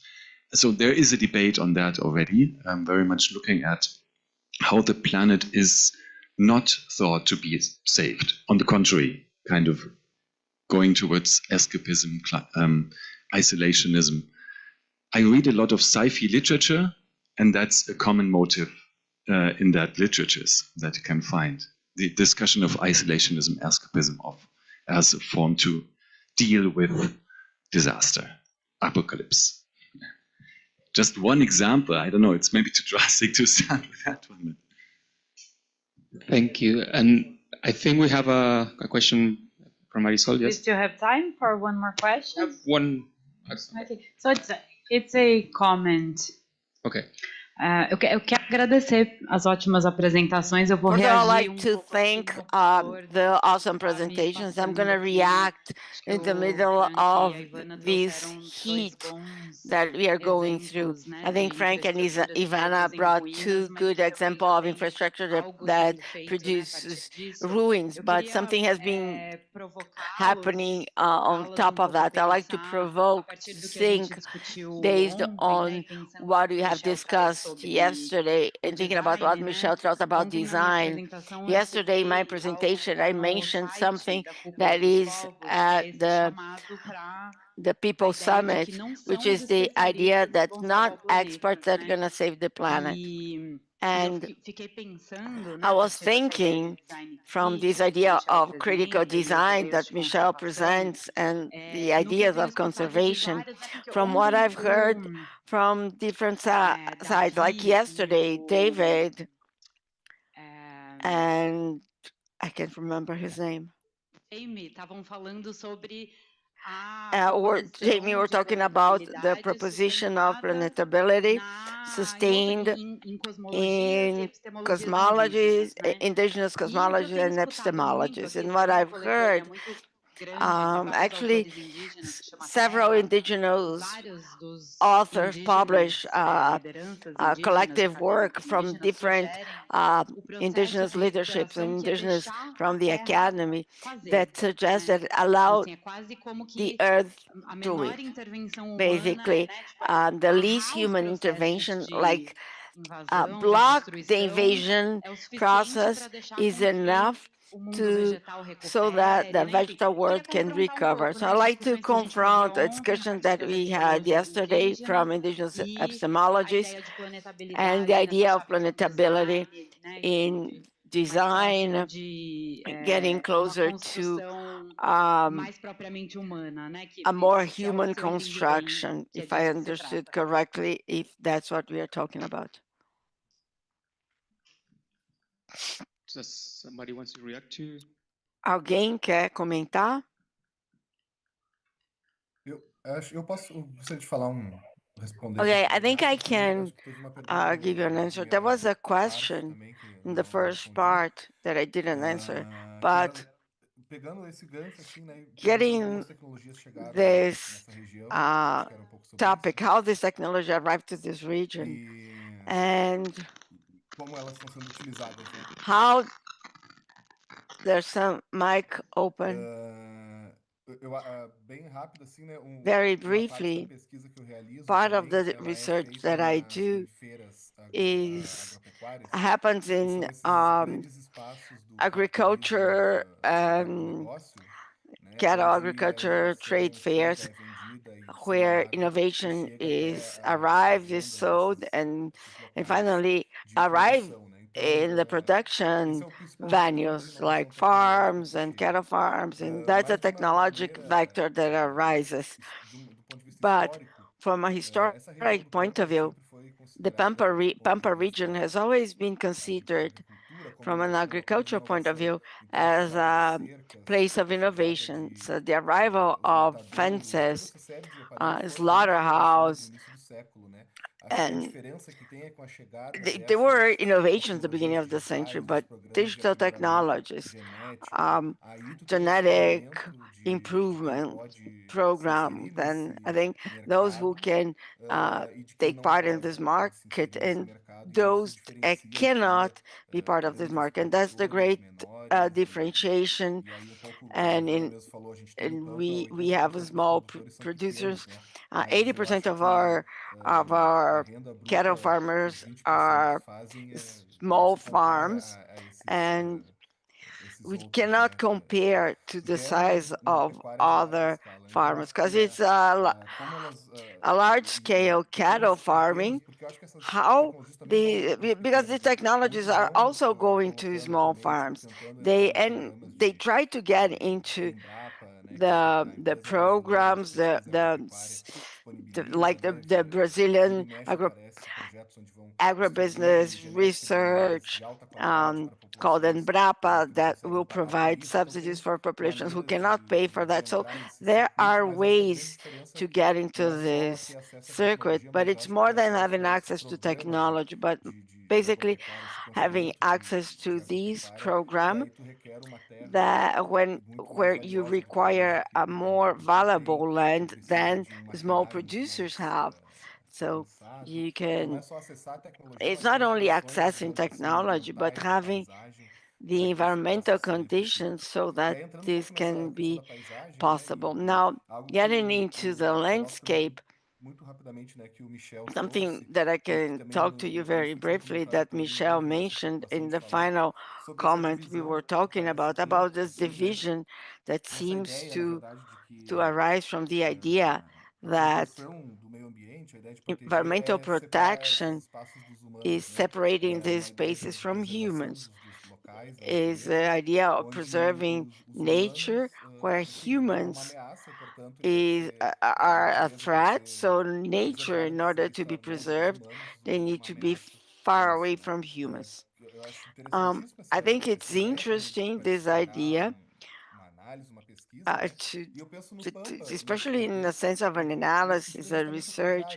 And if we think about the Pampa, what we defend is that the Pampa only maintains as a biome when there are cultural practices there, spaces where you have something they're still trying to work with, but we have some environmental protection areas where they removed like traditional practice like burning means, and these regions today are very different than what it used to be. It's probably gonna turn into a different biome, not Pampa anymore, because you lost some of the characteristics of having traditional practice, human practice there. So it's interesting to think that there is the bioma, there are some landscapes that are shaped by humans or the action of humans. So it's interesting to bring that to the table. Just to the final thought, that the idea that conservation is a play is something that doesn't include humans, but on the other hand, I'm just saying that we must have humans in some process. If I could add something to what Jonathan just said, I think what is very important here, especially in the pre-COP movement and in this discussions that we have for the COP, the discussion is going to be more focused in forest protection than oil. For example, one of the main projects from the Brazilian government, TFFF, is a tropical funds forever or something like that, that is a review of ecosystemic payments for a flaw. What is this ecosystem in the carbon market? Another proposal of how payments should pay for that. Not by the value of the carbon credit. But what you're saying, Marisol, and I think it's one of the main historic concerns in the field of conservation. And I think this is a discussion that it's an ontologic discussion, and from this discussion we have the value to be protected. And yesterday Tucano mentioned that, and he was part of a very important article at the Science magazine, where they celebrate this understanding of indigenous conservation practice with Western conservation practices. Western practices. Sim.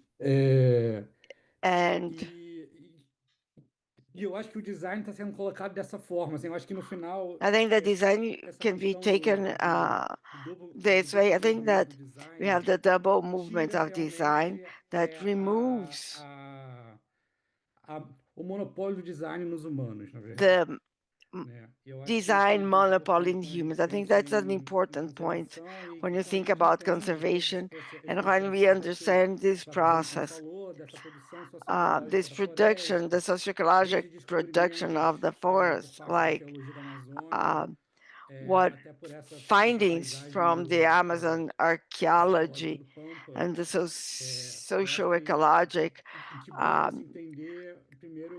characteristics of the Pampa, and how can we understand the ontologic value of the forest? Thank you. I think we're already a bit on time, but Ivana, you wanted to say maybe? Are you okay? Okay, so maybe we can leave it for. We will have more time later. We can keep discussing also now in the coffee break. But I wanted just to say thank you so much for this wonderful panel. I think it was a wonderful conversation between landscapes of injustice and inequalities. And I think, these connections can show us a lot about how precisely landscapes are being produced in these different regimes of exploitation and what comes from that. So I really take that for the reflections and thoughts. So thank you so much.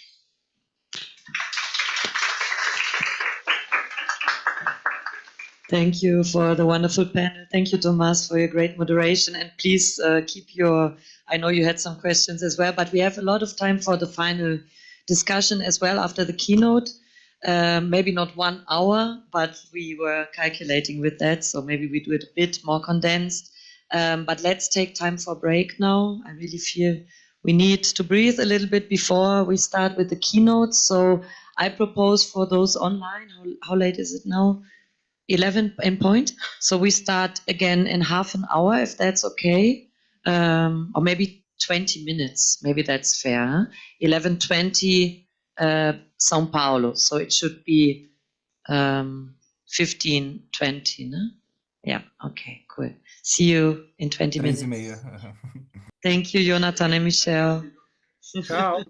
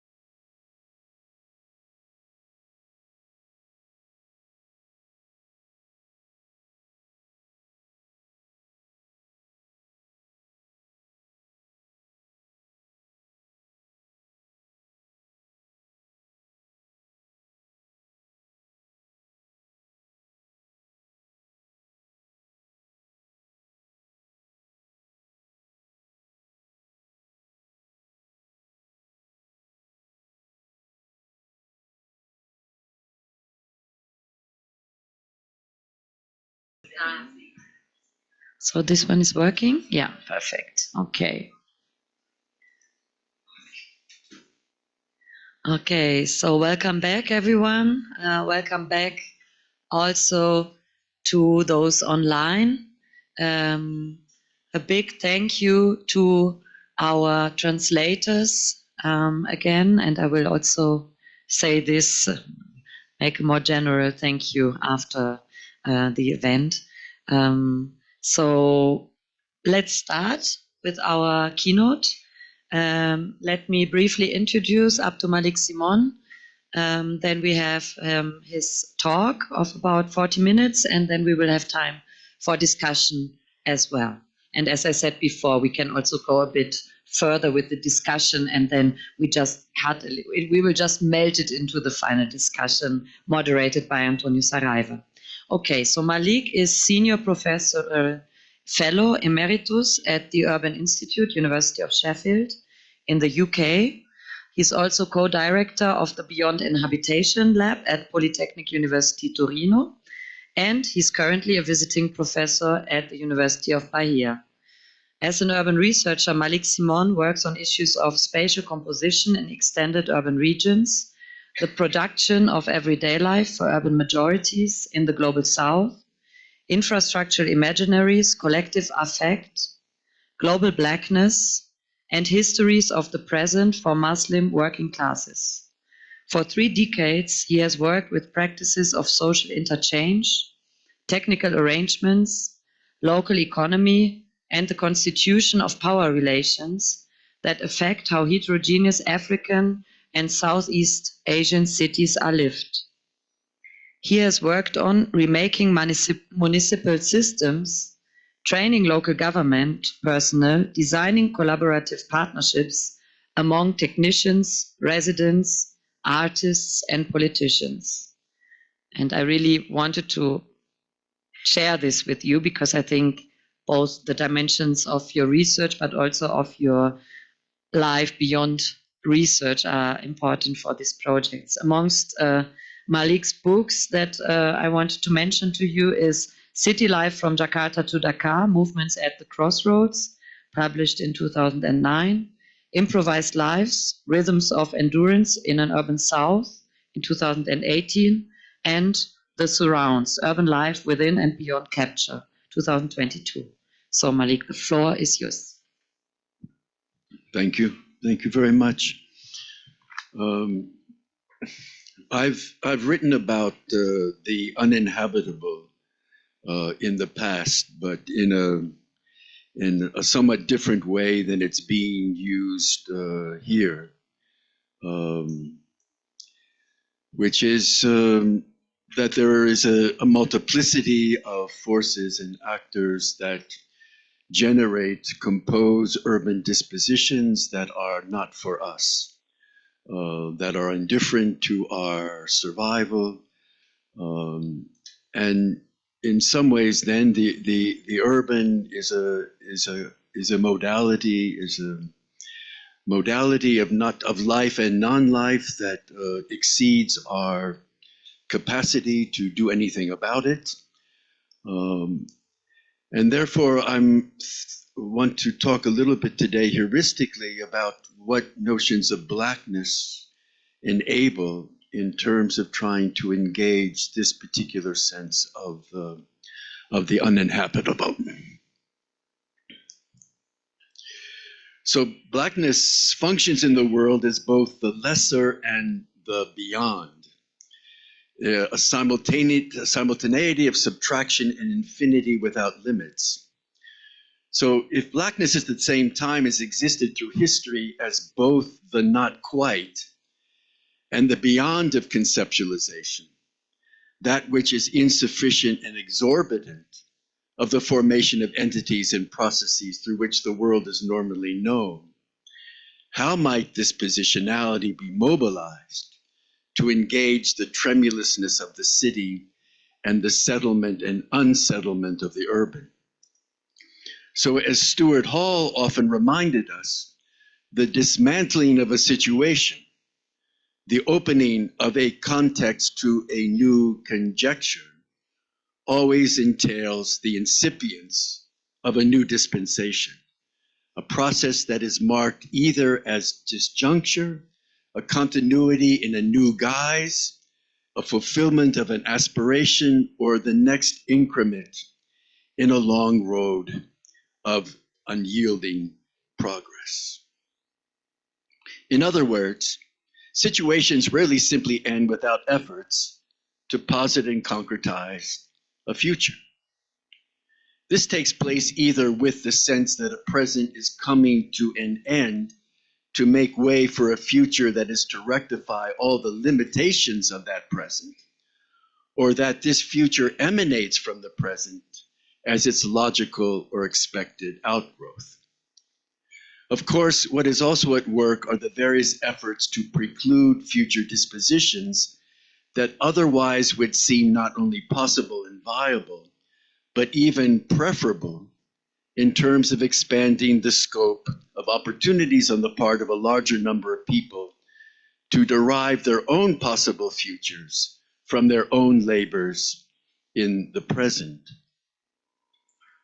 In this case, the present then is seen as a deviant future, a future that has gotten out of hand, that lost its way in the lack of diligence applied to maintaining cherished values and ways of life. Whatever ensued from that past was thus an abnegation of a real future, a mark of overconfidence or laziness, a lack of appreciation for the need to defend specific forms and meanings. But occluded are the ways in which specific attachments to practices, orientations, and relationships that are seen as the appropriate resources for navigating the uncertainties of what is to come end up limiting, even debilitating, the capacities of persons to deal with such uncertainties. An aspect of such an affective economy entails the vilification of those who would seem to render familiar ways of life expendable or depreciable. And therefore, one is forced to limit the reach of those vilified, the Black particularly, to deter their impact and participation, to assign them to a place removed. There is also a more overarching theoretical matter here as well, for the material instantiation of the real remains indifferent to the perfection of progress, whereas whiteness, in its imperial and colonial projects, staked its legitimacy on bringing development to the world itself is indifferent to this claim and this process. Philosophy, long complicit with these projects, transposes the real into automatons simulating the real, and thus reify it by submitting the simulations to their own interminable logic. This entails a further making of a self-sufficient language, relegating all experiences of a remainder, those instantiations of the real which are not quite entirely sufficient, to some kind of netherworld, some kind of marginal status. Yet there is a way of speaking that refuses the game of development, as well as the notion of white salvation as carrying the unsayable into the sayable.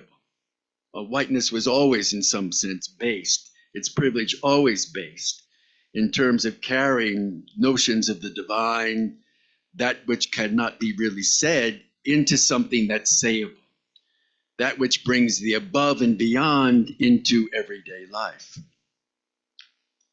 A speaking that entertains a future that is not about an appeal to a superlative power or to something out there on the horizon, but always already present apertures moving in all directions.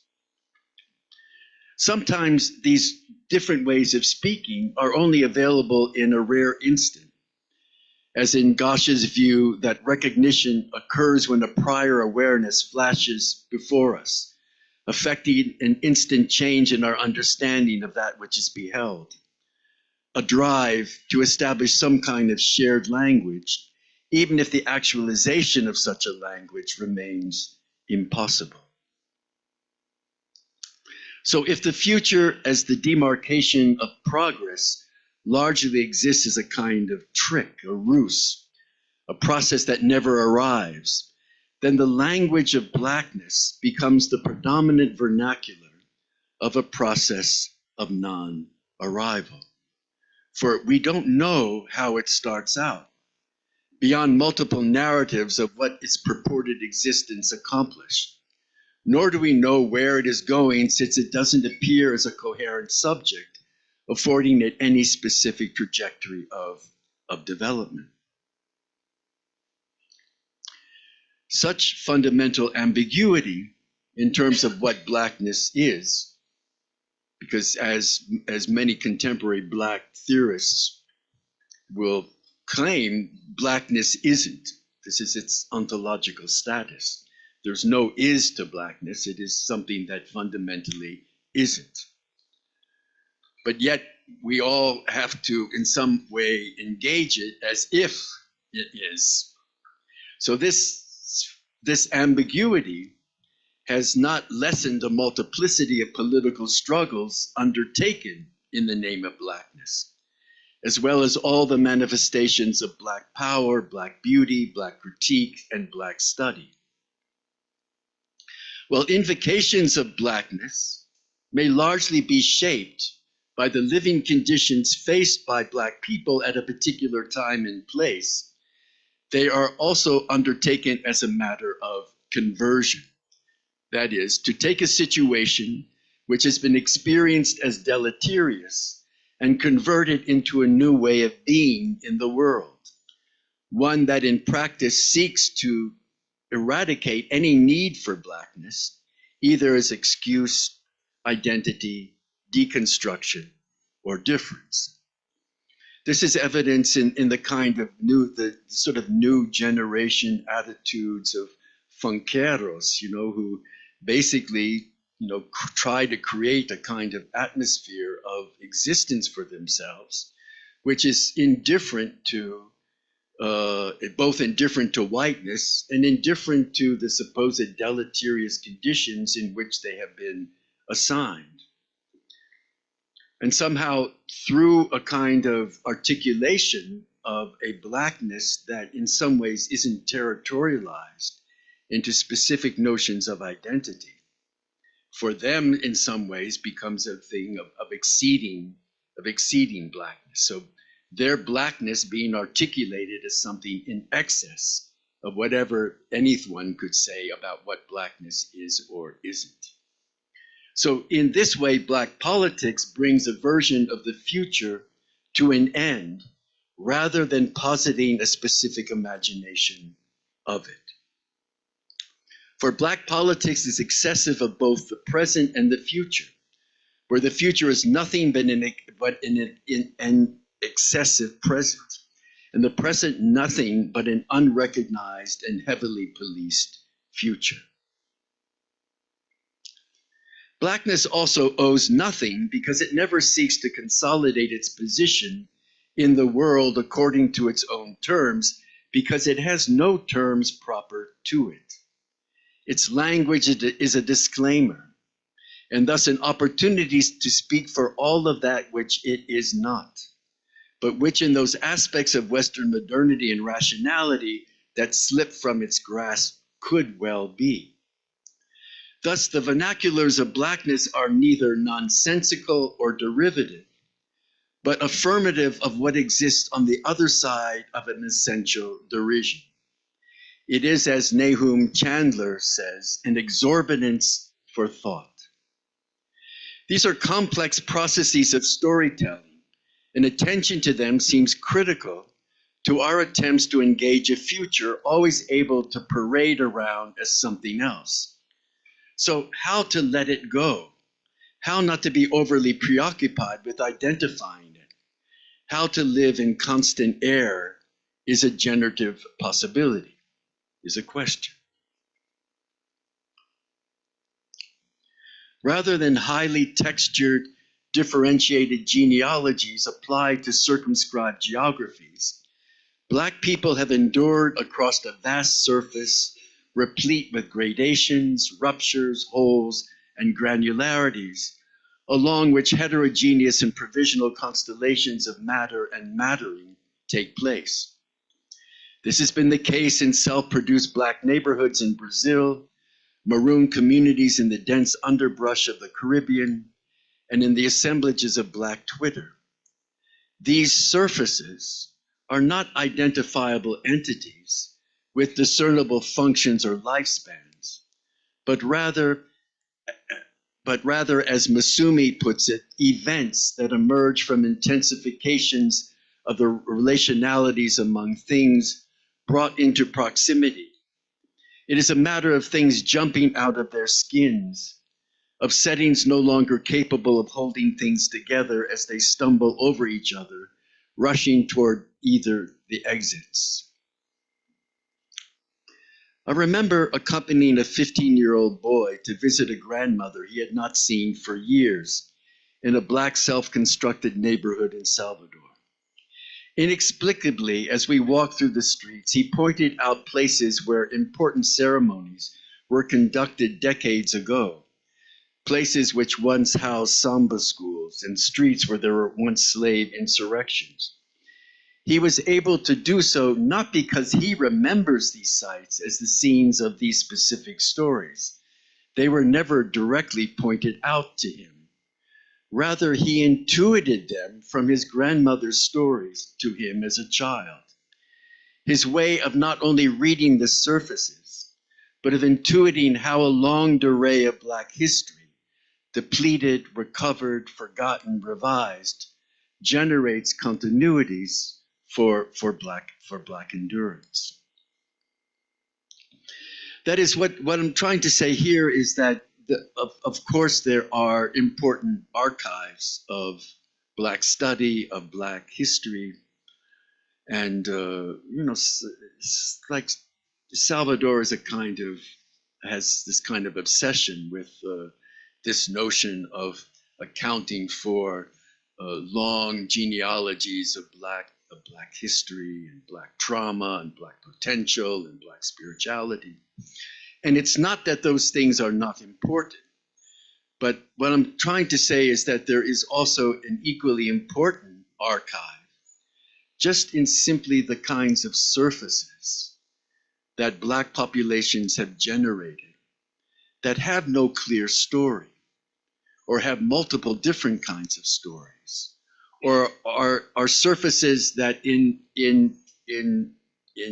their composite, in their agglomerate, refuse any specific kind of story, yet by which in some ways the surface reveals a certain kind of what Fanon will call a kind of non-actualized existence. And those surfaces are often what is that which is created by, self-constituted Black territories. Will build houses, they'll build roads, they'll build livelihoods, they'll build all the kinds of things that are necessary in order to make some kind of use of the urban. But they also create tacitly collectively a vast array of surfaces that generate potentialities, that generate a kind of resourcefulness of action that may never be used in ways that we can identify, never become useful in terms of the language that we have for evaluating what is useful or not. And this constitutes in some ways an important kind of Black archive, equally important to whatever the kind of accumulation of stories and genealogies that might accrue. What we learn from Blackness is a specific technical orientation. For often this what could be done keeps itself away from bold announcements or major maneuvers. As Edouard Glissant warned against the ways in which differences of all kinds are bracketed within specific kinds of formats, such as the urbanized forms of interlocution, the platform of the city where residents are expected to announce themselves, exchange their views, and deliberate on their antagonisms. In the intensely associated, mediated form of solidarity, the compulsion to talk, to reveal who one is, to share one's excitement, is in some ways to be vulnerable to being surveyed and controlled and extracted from. In distinction, Glissant affirms a right to opacity, to forms of solidarity within spaces for which no communicative regime can recognize. For example, in the vast Black peripheries of Brazil, hampered by multiple and competing regimes of authority, the police, the criminal syndicates, the state, the evangelicals, to name a few, everyday navigations become increasingly precarious. Yet from the beginning, the built environments of these peripheries were intensely heterogeneous, and few generalizations could be made. The territories were replete with varied capacities, histories, shared practices, and contestations. Even as life is now intensely precarious, for most embedded in the very constitution of these territories, even as life is now intensely precarious, for most embedded in the very constitution of these territories was a capacity for collective action, not based on conventional solidarities, but a gathering of sympathetic differences, differences that kept each other in view, and that is hardwired into the very surfaces of the territory. Something that is readable perhaps only across the surfaces, something that is not common or even specialized knowledge, but a manifestation of a knowing before knowing. A non-actualized existence that cannot so much be mobilized as collective resource in a present of complex political navigations and enduring racial subjugation, but which exists nevertheless as a tacit resource, potentially activated someday. So instead of the unfolding of urban life being subjected to measures of development or underdevelopment, it is important to engage political transformations that on the surface seem to veer in many different directions and that are not clear evidence of any theorization or historical stage. The challenge is how to think through the transformation of a particular place in its own terms, of how it creates the conditions and possibilities to actualize itself as both rupture and continuity. What is missing in the deliberations of global disorder, then, is a sense of refusal, a refusal that is blackness.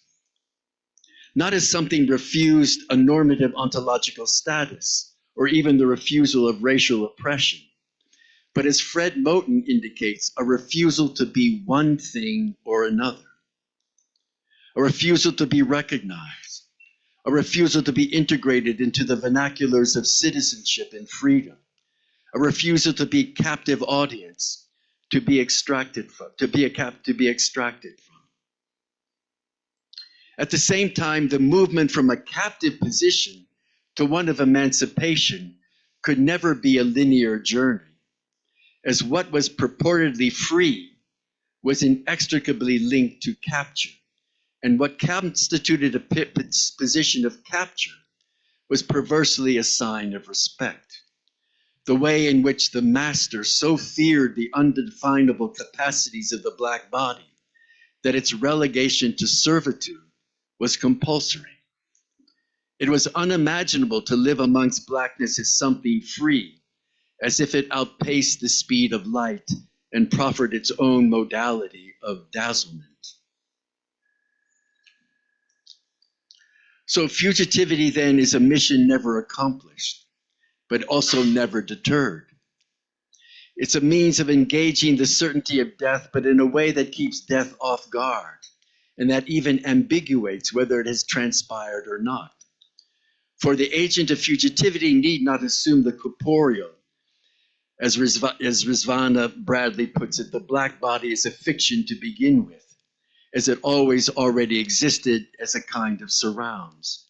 The architectural edifice of white interior life, the distribution of physicality, always neurologically diverse. Just as soon as you think you've pinned it down, locked it up, killed it off, it reappears in a different guise, as it sets its eyes on the prize toward a future that remains simply that, a future. So there is something about blackness that connotes a fugitivity essential for the foreshadowing of the incipience headed toward a future. For what we suggest is that fugitivity constitutes and navigates an edge. This is an edge between appearance and disappearance, between continuity and discontinuity, between capture and freedom. Under slavery, the fugitive always sought to traverse the edges of property, of the swamp, of jurisdiction and state lines. The task was to flee along the edges, to, as Fred Moten puts it again, to improvise through horror. The edge is also that interplay between a vast extended surface of multiple interruptions, experiments, queer manifestations, and mutations that make up a plane of fugitive navigation. All the ways in which flight can blend in, take rest, learn new tricks, forge friendships, lay low, and rehearse acquired knowledge, and the disappearance of the surface, all the vacancies, the voids and abysses, whose densities are so overwhelming that all distinctions in textures are obliterated. Here is a nearly invisible line between conjunction and disjunction, to be settled and to be unsettled. When we perceive something, we tend to be conscious of quantity, degree, magnitude, breaking things down into parts, or considering the thing to be part of something, a category to have an overview, in relations of what something is next to, similar with, contained by, adhered with. But we also sense things as lures with their own inexplicable force, which provokes an affiliation that does not exert control or projection. So this is an interval where everything is not given all at once. Rather, it is in an indeterminate, inventive moment, the condition of being otherwise than what something is now. And there's no guaranteed we, yet we endure, perhaps not as we think, for we exist only as a we, only on the edge. Blackness thus is a method for navigating this edge, an edge upon which incipience is always positioned, both daring and vulnerable. And sometimes incipience must endure on such an edge, refuse to go one way or another, perhaps content to destabilize what sits on either side of it. And sometimes it will take Fanon's leap into unprecedented inventiveness with no guarantees. More than simply position, the edge that is blackness is an engine for urbanizing the future that must risk both impossibility of both the urban and the future. As David Marriott argues, with respect to decolonization and sovereignty, the absence of any we that could give a ground to revolutionary and world-ending violence cannot be an unfolding of the human, but rather must be a negation of the petrification that occupies consciousness. As he says, the masses have to both perform and invent themselves in the event of indecision. The fact that this is what the wretched show should not be lost sight of. Invention is the stage on which the people can be both resuscitated and shattered, and precisely because it is not easy to be freed from the contagion of petrification. So if saving the world has always required saving an us from a them, and if the end of the world has been depicted by using the landscapes and conditions that we have demanded of them, then the end of the world might be thought affirmatively as the end of us, the end of an absolute right to life, and the beginning of the thought of what other lives might matter. So in what sense, then, might the edge be the end of the world and the beginning of the future?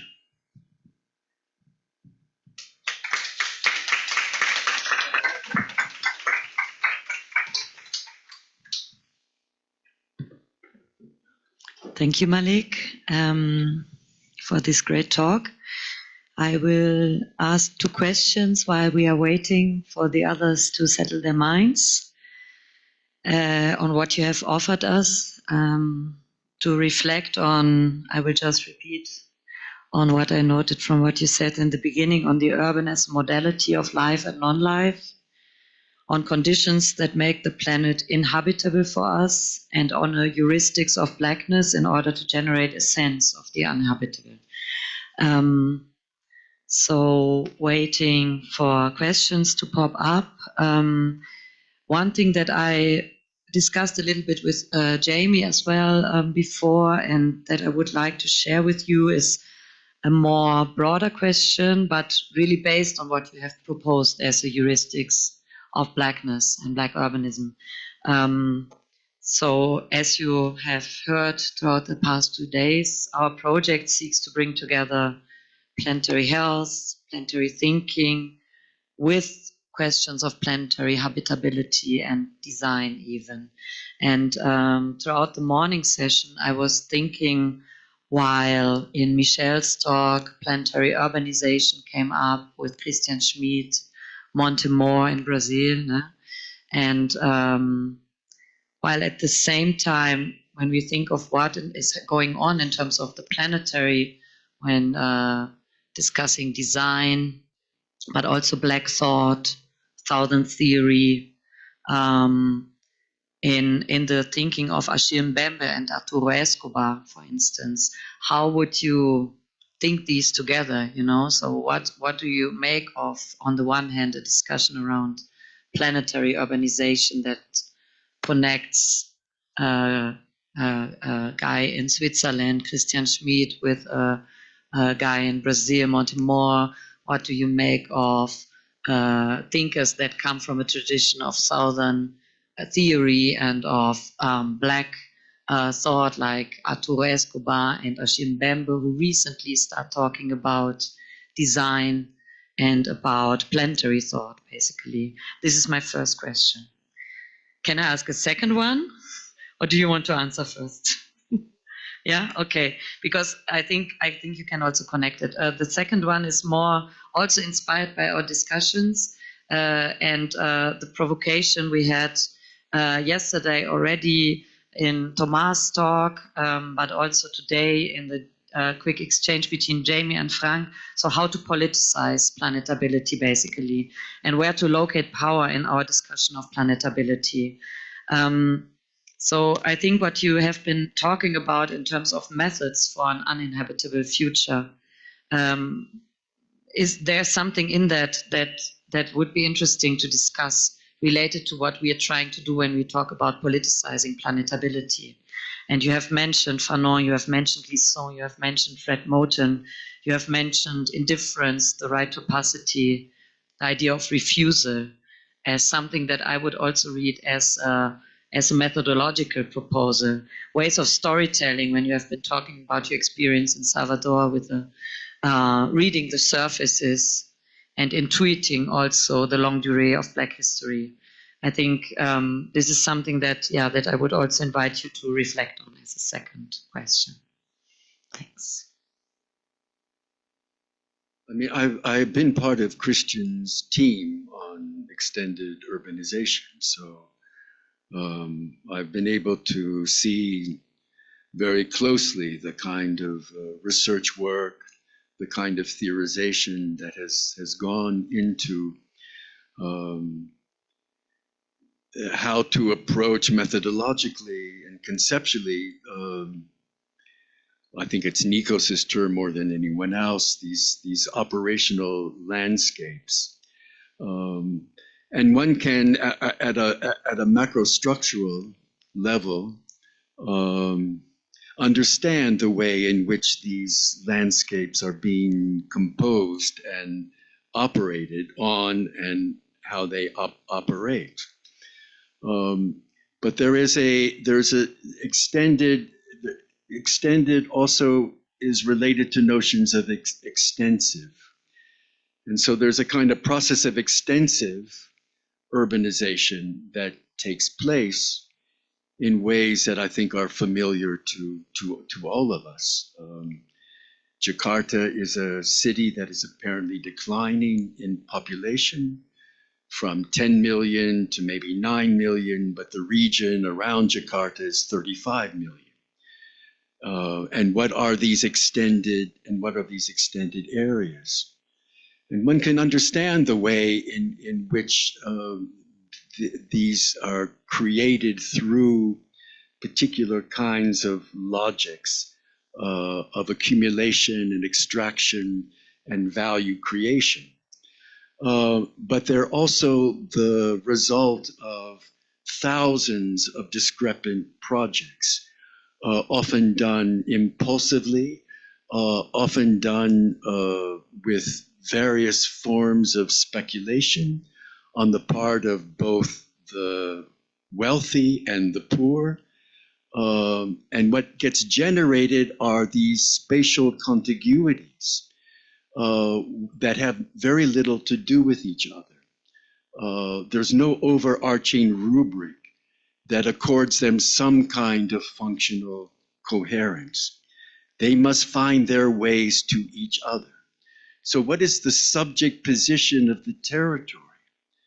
Unlike the city, which in some ways had its sense of densities and sectors and zones and administrative rationalities, to govern the extensive, to try to have a kind of conceptual overview of them becomes increasingly difficult. So what is the territorial subject position? What is the body of that territory? And the application then of sort of white notions of individual subjecthood and subjectivity, if applied territorially, don't really make that much sense anymore. Whereas Blackness never had that kind of a, Blackness was always something which was extensive. It was always a process of enfleshment. And enfleshment doesn't have, enfleshment just bears the signs and the marks that are made on it. There's no real coherence to it. Therefore, it is in some ways denied the position of subjectivity, but at the same time exceeds that position. And so you have territories, extensive spatial territories, which are in simply just a multiplicity of marks that can go and be read in a lot of different ways. And so what are they? What are this kind of status? So in some ways, this is how I would try to think about a potential kind of articulation between notions of Blackness and notions of what the extensive urban is today. Good. Okay, let's open for questions.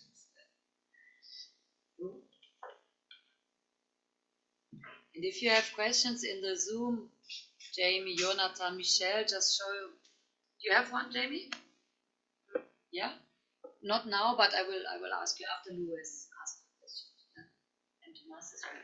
Yeah, thank you so much for this really incredible talk. And I think my question will extend on Laura's question given right now, so methodology and form, or the question of how, because it's really striking kind of to experience like your talk and to read it and to see it in conjunction with these different artworks that you kind of that are superimposed or underlay the text that we were reading while listening to you.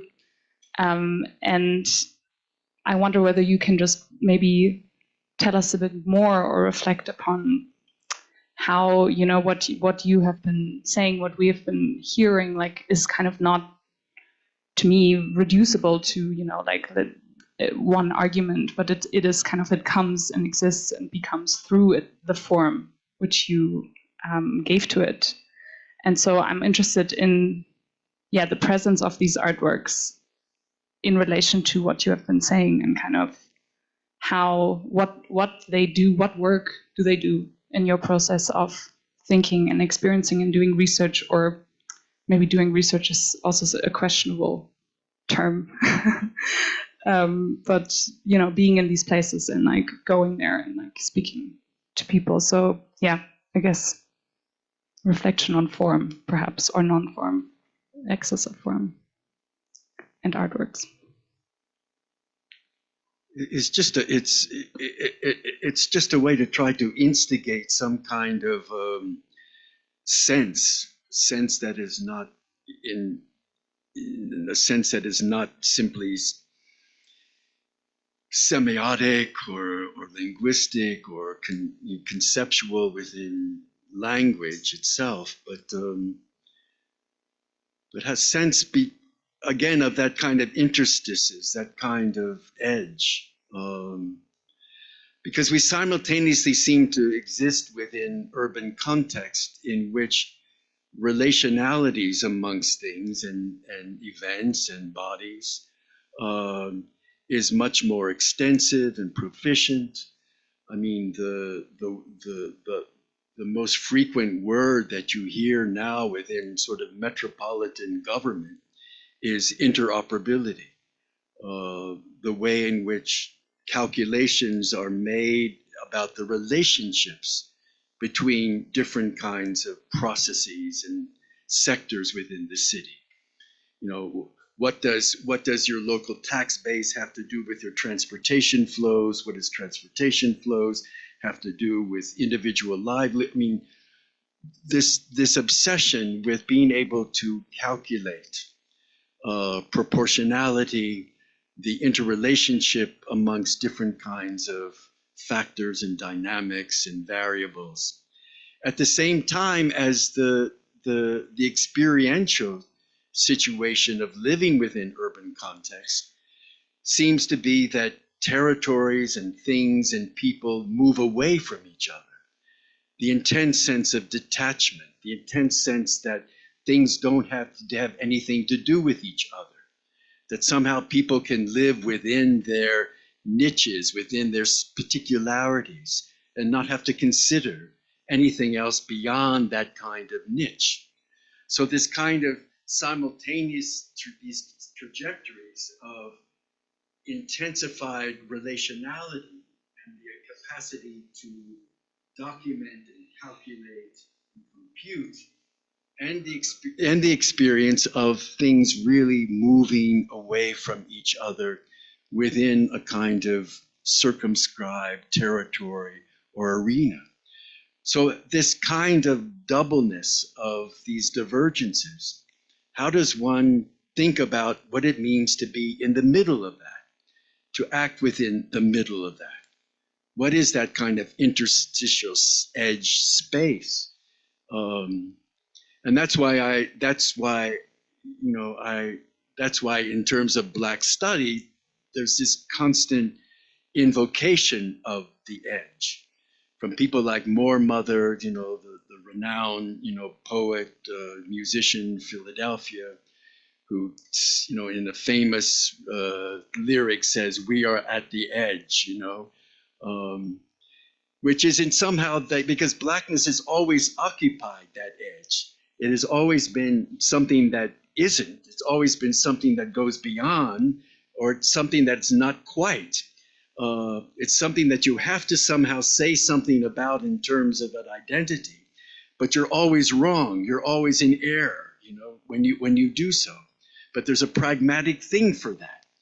So how do you live out that kind of middleness that seems not to be amenable to any kind of conceptualization as we know it? So one reaches for images, Frank made the argument for film, for music, for all kinds of things that in some ways compose an atmosphere of which, the atmospheric becomes, I think, the sensible modality through which that middle in some ways manifests itself in some ways. Okay, we have a question by Jamie online and then Tomas, right? Any other questions I put on the list? Sorry, I'm just trying to get my headset. Hi, do you hear me? Yes, we hear you, but it needs to get a bit louder, maybe. Wait. Can you continue talking? Is that better? Yeah, we hear you. Super. Okay, well, yeah, good. Great, thank you. So, well, thank you, Abdulmalik, for this wonderful presentation. It's kind of blown my mind a little bit. I'm not sure I can even, I'm going to try and get to a question, but I just, I want to try and work through kind of what I heard, and if I understood sort of correctly, you know. I found it really, really kind of radical, I suppose, if I understood the proposition kind of correctly. And it kind of, I suppose, the surprise or the what I'm trying to get my head around is the departure from many of the kind of tactics and strategies of building community and building resistance and building struggles that at least I was kind of aware of, that we somehow talk about in our project and in our different kind of interactions within this groups, about building solidarities and about building uses against thems, you know, which you kind of, I think if I understood correctly, were asked, you know, suggesting that we kind of have to rethink that, right? That this kind of this binary between us and them. You ask us to sort of end us, and I'm wondering, yeah, what that means. Is this about an us of subjects, of individuated subjects that kind of come together? Is this, I understand, this kind of relational, this deeply relational kind of position that you're arguing, but I wonder, yeah, concretely, how does that become? You know, what does it become? What does it mean to occupy these edges? I'm understanding this blackness as a method of navigating these edges, and I'm wondering who these methodologies are open to. This blackness as a methodology is open to, and I'm wondering, yeah, I guess you already started to answer this a little bit. Like, are these edges real, and where are they? And is the argument that we need to learn how to occupy these edges in different ways, all of us, because actually the center ground is now being dominated by, as you started with at the beginning of the talk, by people that are purposefully making urban space and the planet uninhabitable. Therefore, we're all going to have to, well, many of us are going to have to learn how to occupy these edges and learn these methodologies. Is this the argument? And if so, where are these edges? Do they exist everywhere? Thank you. Sorry, lots of questions as it turns out. I thought it was just going to be a reflection. I mean, I think in some ways they do exist everywhere, but it also, I think, also has to do with I mean, in the metropolitan area that I am most familiar with, there is both a volitional and involitional abandonment of a settled position. People are not very much interested anymore in terms of trying to find a place and to develop and establish a place. And this is even the case for some self-constituted neighborhoods that are viable, that work. The inhabitants found them to be of value. They found them to be effective in terms of providing a kind of good living environment, possibilities of livelihood, but being volitionally abdicated in terms of their saying, this doesn't prepare us for the future that is to come. We don't know exactly what that future is, but as long as we invest in trying to fortify our notion of being settled, we're not going to know. So there's a kind of intensified provisionality in terms of where people put themselves, geographically, in terms of where they house themselves. In Jakarta, the rate of residential longevity within particular situations has decreased tenfold during the past 15 years. That is, people are on the move. And so you have this kind of more extensive circulation of bodies across a more highly differentiated urban space, trying to get a sense, trying to get an orientation of what is more viable for now. Where can money come from now? Where is possibilities coming from now? Even in the poorest city of the world, where you have the largest number of people earning under $1 a day, you still have residents speculating on where to put scarce resources in terms of buying a plot of land. Not just one place, but 5 different places. In order to protect those 5 different places, you have to have different relatives that, stay there, or else the land is going to be stolen from you. What I'm trying to suggest is that the circulation, this intense provisionality of residential locations, geographies of operation, are themselves creating these kinds of edges, where the circulation and the movement upends and unsettles ways in which we, in some sense, can categorize those things. They lose a certain kind of sense of stability. So just pragmatically, I could speak in another way philosophically, but let me just speak pragmatically at the moment. This notion of having to navigate big spaces that are imbued with more ambiguity and uncertainty themselves, in some sense, constitute an edge, where the map that you bring in your head, the vocabulary you bring in your head, the experiences that you bring in your head to them are never going to quite, they're at the same time insufficient and excessive of what that kind of, what adaptation means in that particular instance. I'm not saying that I'm not asking us to forego the construction of solidarities, but I think that the way in which we have understood collective life, while we can still in some ways try to support those kinds of notions, that collective life itself is distributed across different kinds of forms and modalities, which are much less stable in terms of their categorization. And how do we make use of the ways in which we are connected to each other that maybe we're not even cognizant of, but empirically we might be able to demonstrate some ways in which those kinds of connections take place. And what would be the form of making that self-conscious to those that are involved? And that entails a certain different kind of a sense than our familiar notions of organizational efficacy or form.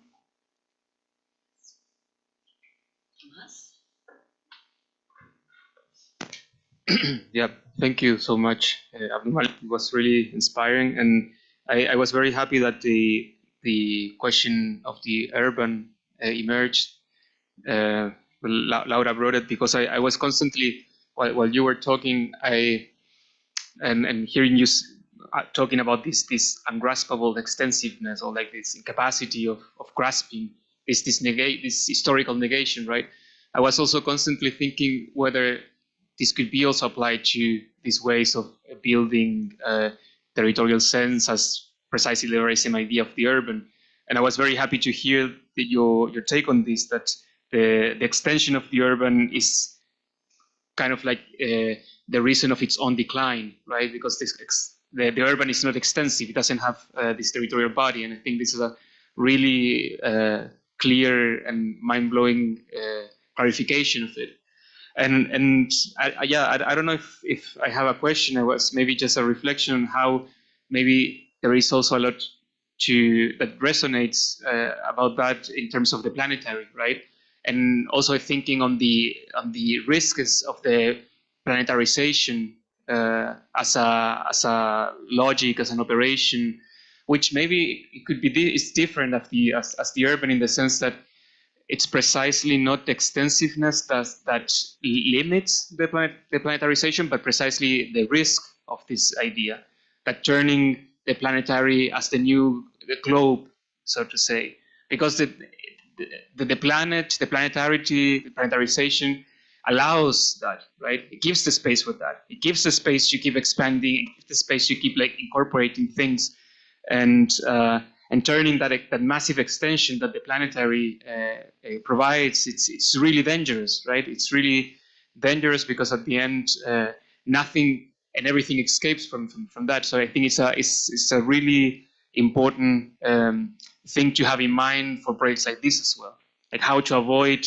this very how do you say tempting threats, right? Of like using these frameworks to explain everything, and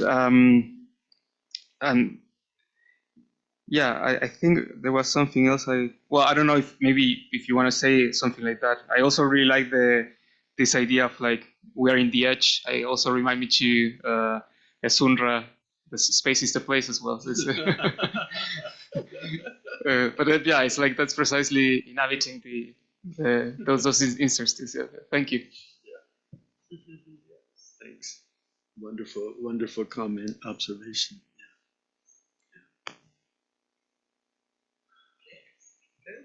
Thank you. Thank you, Mari.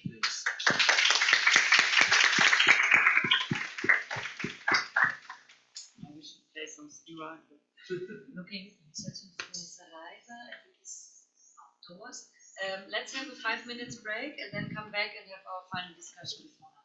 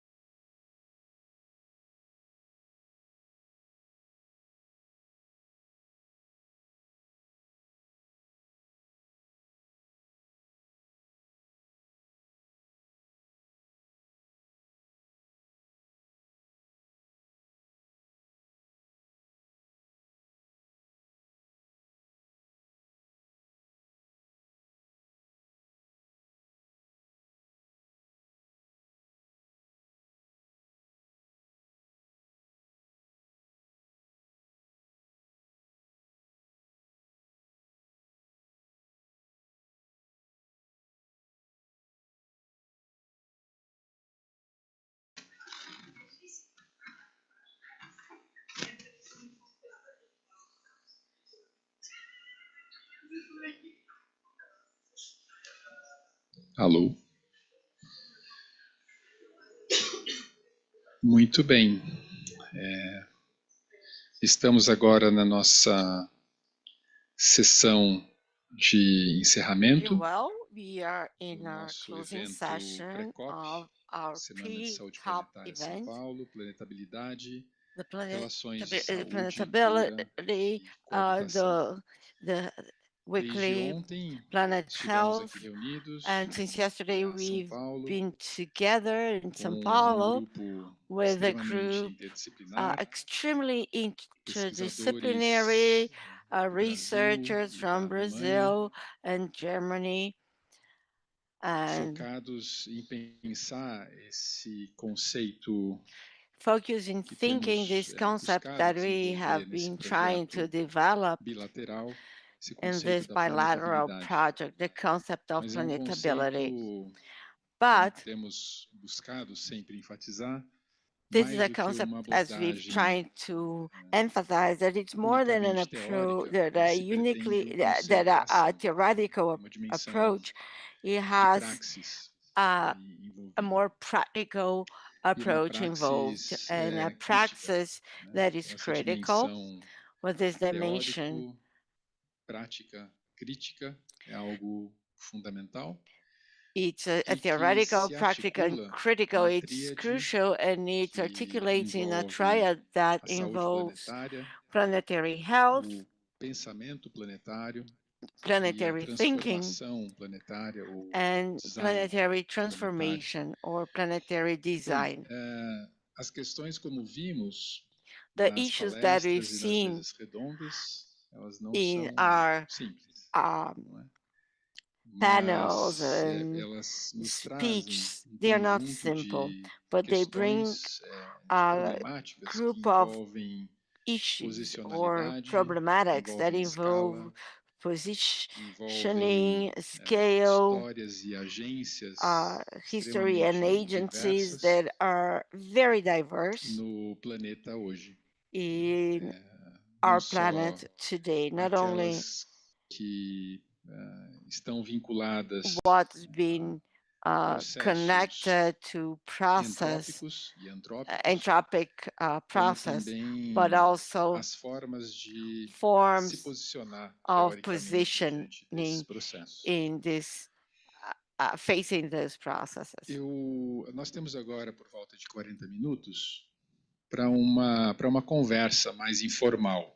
We have Conversa informal e some a gente minutes to gostaria have muito de an informal ouvir conversation. I would like e to ouvir também hear as pessoas que ainda não se from you colocaram and hear people who haven't nas conversas talked até o momento. E yet so até far, mais do que and more grandes than formulações, que possam nos ajudar com perguntas. very sophisticated Perguntas a formulations. I partir want you to dos help us with objetos de questions, pesquisa de vocês, questions dos campos in your object, em que the vocês têm subject of atuado. research in Essa your pode ser uma fields, forma and this também could be a way interessante do nosso, to não só de encerramento desse do our evento, closing, but mas uma also forma também de a way agregarmos of questões para o projeto adding some more que estamos questions to the desenvolvendo. project we've been developed.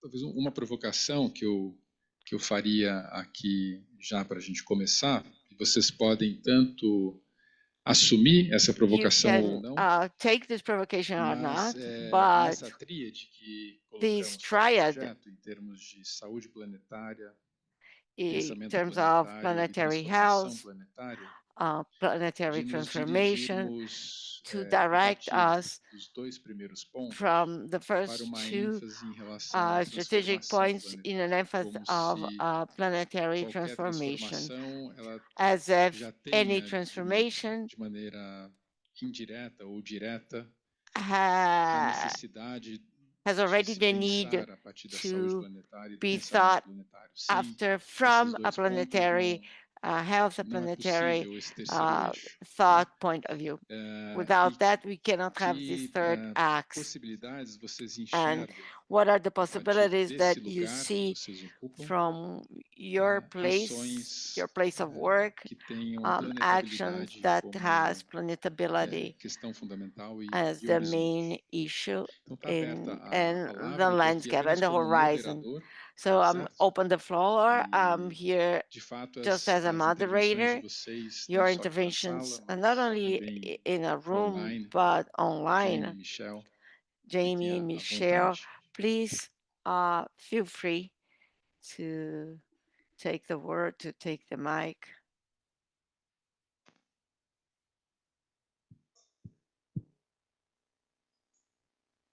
Ou ainda, por exemplo, Or se vocês perderam o timing de alguma questão if nas you missed mesas the point in anteriores, some of the também pode ser previous o panels, momento de recuperar maybe isso. that's the time to go back to some issues. Tomás? Tomás?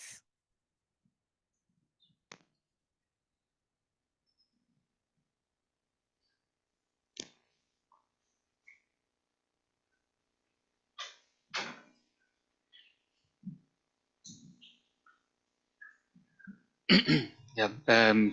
Thank you, David. I could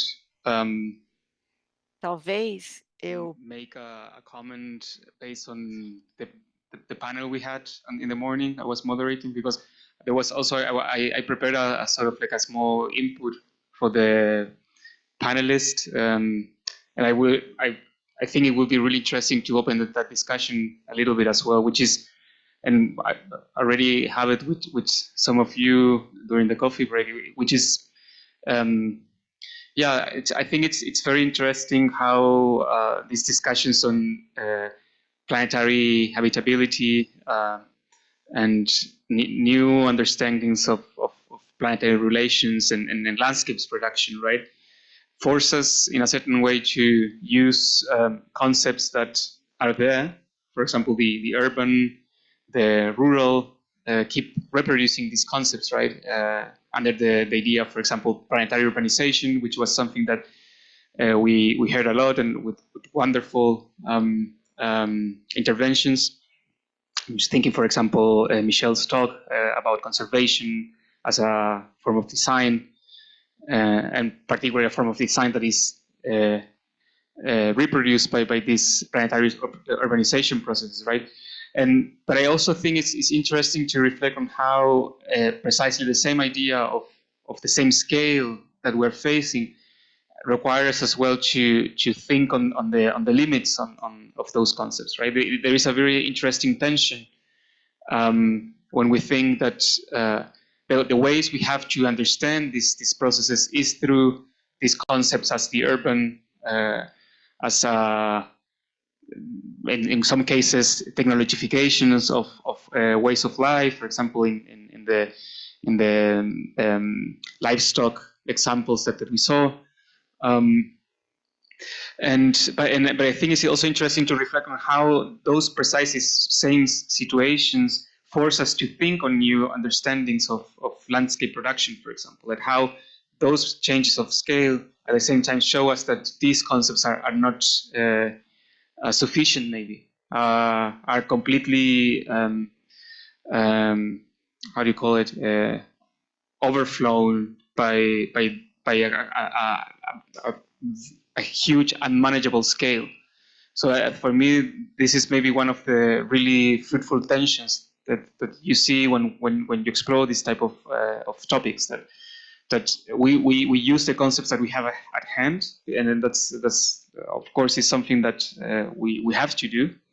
But at the same time, like using them, we realize, okay, what is being built from that, and I think this process of new buildings, new production is very fruitful to keep thinking of.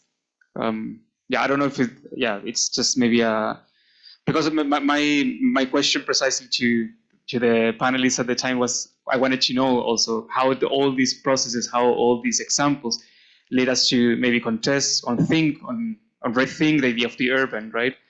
And I think with the discussion that came by itself, but I think it's still a very interesting question that maybe could keep shaping the discussions on habitability, particularly as responding to your provocation. Yeah.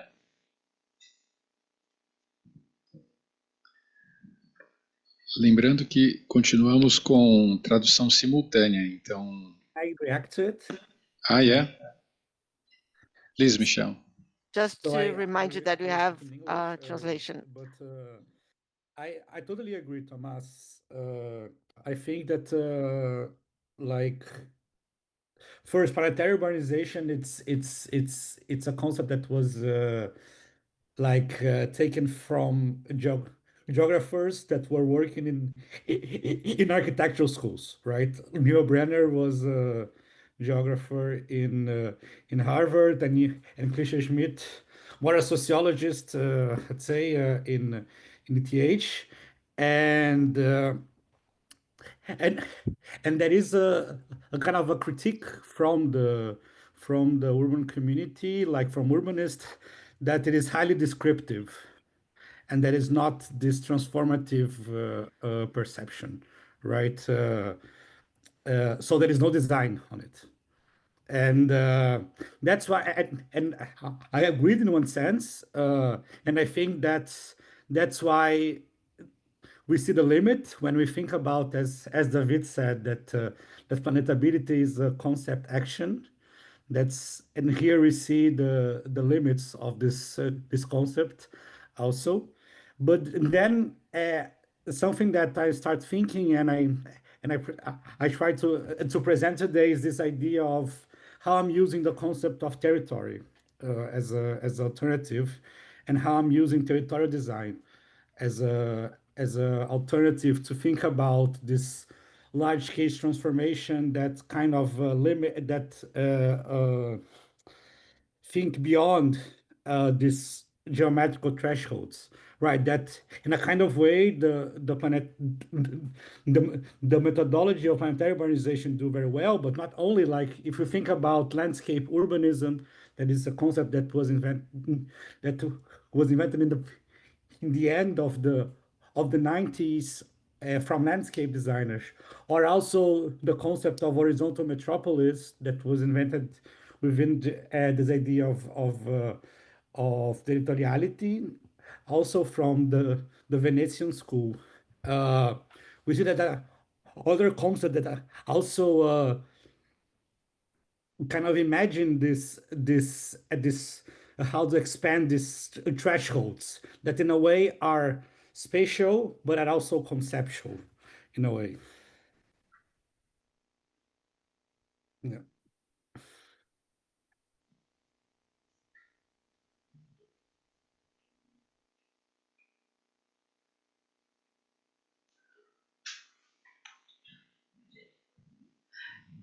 Yeah, I'm just going to treat this now as we are having an open discussion, right? Yeah. Okay. Great. No, but I think this is really, these are really interesting points, and just I think Thomas and I had a brief conversation about this in the break, where we also said, like, yeah, maybe they are really more descriptive, similar to actually maybe planetary health, like as these big umbrella terms that are so easily appropriable, you know, for very, very different people with different intentions, and easy to be emptied out, perhaps, of meaning. But of course, more than just descriptive, they're also prescriptive, I think. So I don't know who was yesterday mentioning like imaginaries of the planet as a house, but more in this like someone who was mentioning this again, like as a Jean Paulo. Okay, yeah. No, sorry, not as a home, but as a house. So more in reference to, I think, like Buckminster Fuller's geodesic dome or certain Russian functionalists. No one? Who was it? Anyways. But yeah, so how, like, I connect planetarization much more with like Heideggerian discourse, you know, as like also a prescriptive kind of like teleological, you know, identification of what is happening, which also, well, which of course also forecloses, I think, a lot of forecloses a certain possibility of where, you know, of future as well, because it's like saying, well, this is where things develop towards, and like then, yeah, becomes very totalizing in itself, I think. Jamie?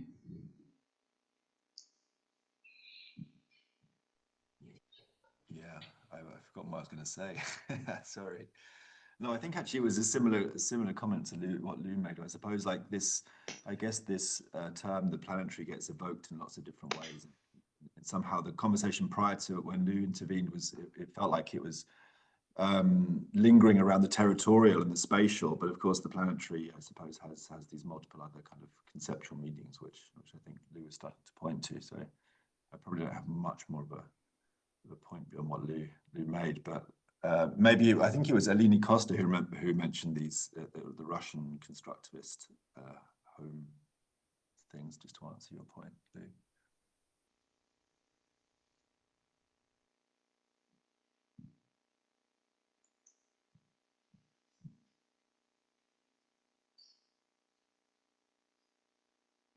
Oi, gente. Só para confirmar, a tradução tá, não sei. Hey everyone, we Just have confirming the translation translation here, is so still I'm going to speak ongoing. I will Portuguese. speak Portuguese because I feel like my repertoire is rich in here. I feel like it's more appropriate. First of all, thank you for the research, the dialogue with social movements. I'm absolutely stunned. I want to build upon the discussion that we've been having since yesterday, actually. And while we've been speaking about these concepts, I would like to echo Marisol's words when she says that the transition won't be carried out by specialists, which is something I think very hard on. There is a word in Portuguese, I'm not sure translates, which is idiosyncrasies. I understand that its own set of questions has its own set of answers. I, of course, know that this is related to different concepts, meaning that what I call environmental education might be called something else by someone else. And I spent so long thinking of environmental education that I can no longer speak about it to other people.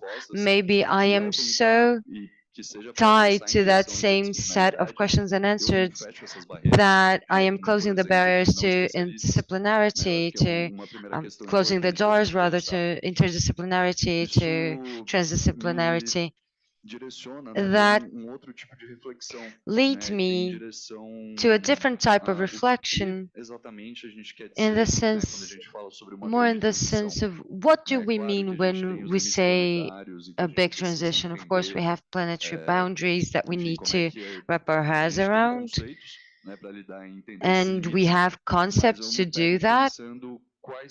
But I often wonder what is the set of questions and answers that could address this type of transformation.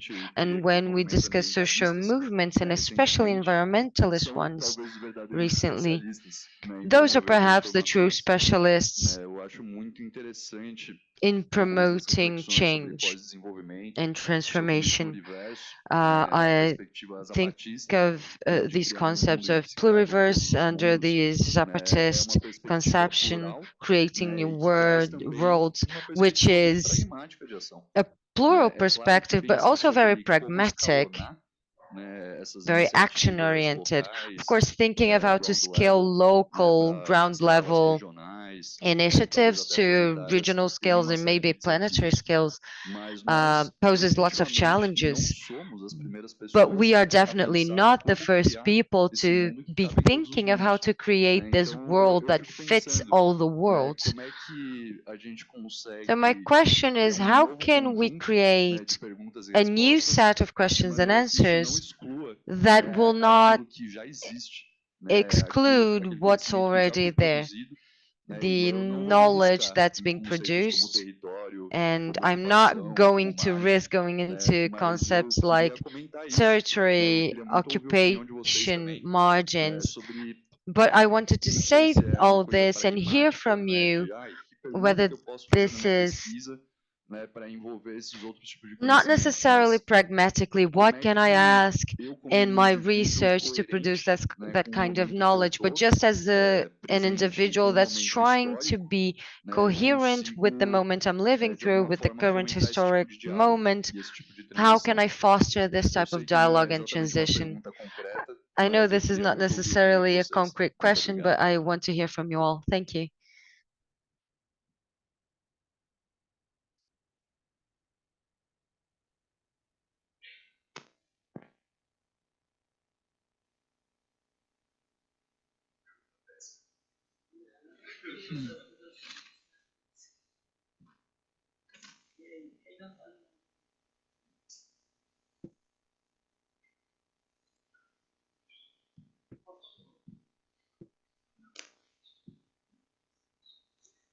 Oi, pessoal, boa tarde. Meu nome é Lucas, eu sou Good mestrando afternoon. em IAL I am pelo Lucas. Davi.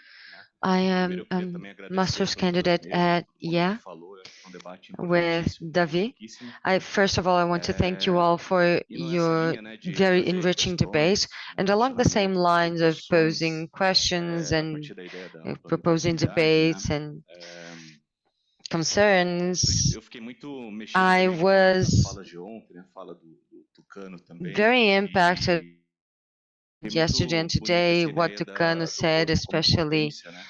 Eu I imagino que para a found the gente encarar idea of a a body as planetabilidade, a gente potency também was tem very que powerful. ter a capacidade And de nos to transformar consider como essa potência em planetability, constante we transformação need para a gente to conseguir lidar com essas consider ourselves mutações, né, mutable beings nessa ideia de and planeta. E dentro disso, né, beings that will fit this idea of isso planet. abriu portas, eu acho que desde o começo This do has desenvolvimento da opened lots pesquisa, of doors eu comecei since the a beginning of my me research, transformar e and I ressignificar began to a estrutura transform natural do and planeta, né? resignify the E natural a partir disso structure eu comecei of the a planet in my investigar os mind. seres rios, né? From Entendê-los como that, I seres, started como understanding, sujeitos I de started direitos, studying como uma das river beings várias as camadas subjects of críticas, né, que a gente rights, está as trazendo one of aqui. the many layers of discussions that E we're dentro disso, né, trazendo uma contemplating pesquisa aqui today. para São Paulo, na Zona Norte, me And debruçando sobre within Ribeirão that Perus context, I fazendo was esse studying trabalho Ribeirão Perus de in the caracterização. northern state E of a São partir Paulo. disso, também eu acho que o campo das And cartografias, né, em toda a sua I would like magnitude, to ele é say that I fundamental believe também that para a the gente field of discutir essas cartography in its questões, né? magnitude is also E dentro essential to discuss these issues. dessa complexidade So que within envolve as that cartografias, scope, that eu very mergulhei no complex campo scope da of geopoética cartography, para I went discutir, into né, essas outras geopoetics to relações. discuss these Então, other em linhas relations. gerais, né, So, eu in queria general trazer lines, alguns I questionamentos a would partir like disso.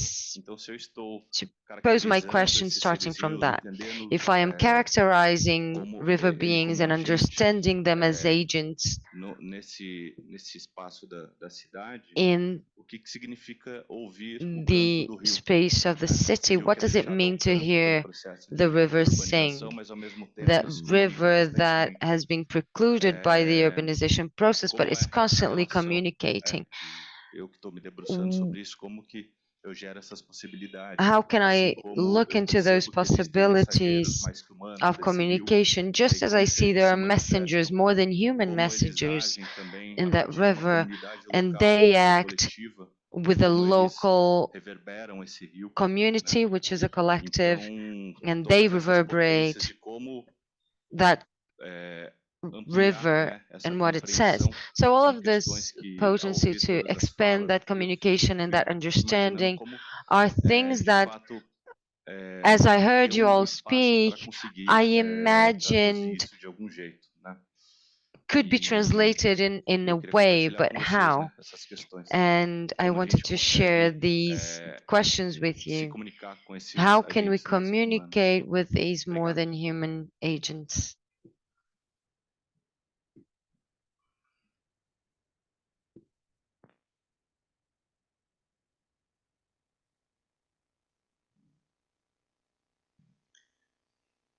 Já que estamos colocando várias questões Well, sobre a since mesa, we're né? posing Ótimo, many different questions on the table, we're putting many different questions on the table. Rápidas.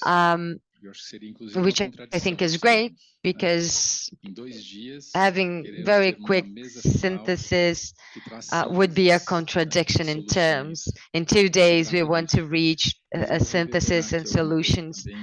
So I don't see that happening for us. One question that Marisol asked in the last round table, I want to reverberate, which connects with what I mentioned before regarding planetary transformations and planetary design, is what degree of human action and how would they be oriented for transformation? So when we consider indigenous cosmologies, for example, this becomes decelerating and giving space so that non-human actors could recover or find new courses of action and agency.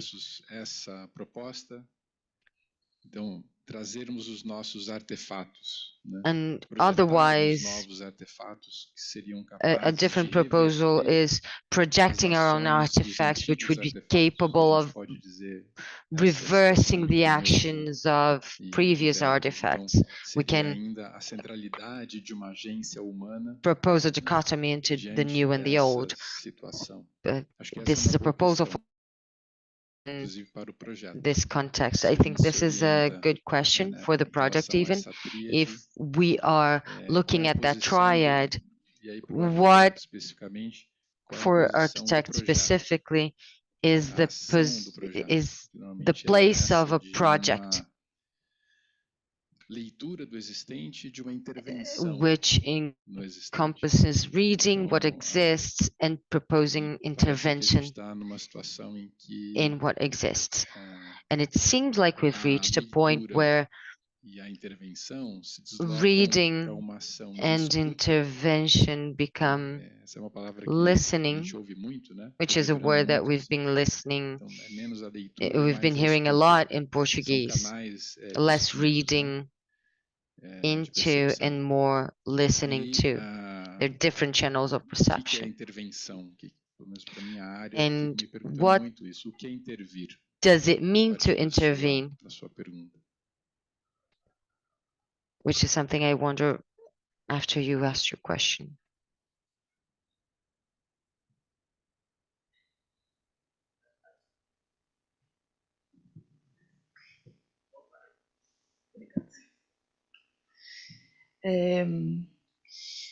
Eu acho que nesse sentido eu fiquei pensando muito também. In that sense, I think I've been also wondering about this concept of edges which Abdul Malik brought to us. Tanto nesse lugar de também both escuta, né, from a place of listening to that action, o design, né, assim, which involves not just design, the movement of planning, creating, establishing, making, having answers, and so on, but also this threshold that allows some flow amongst types of participation, concepts themselves, which was something I was thinking about when we talked about translation, how this articulation requires a translation of concepts which transforms them. So I think Abdul Malik also speaks from a place of inhabiting the edges as a space of resistance.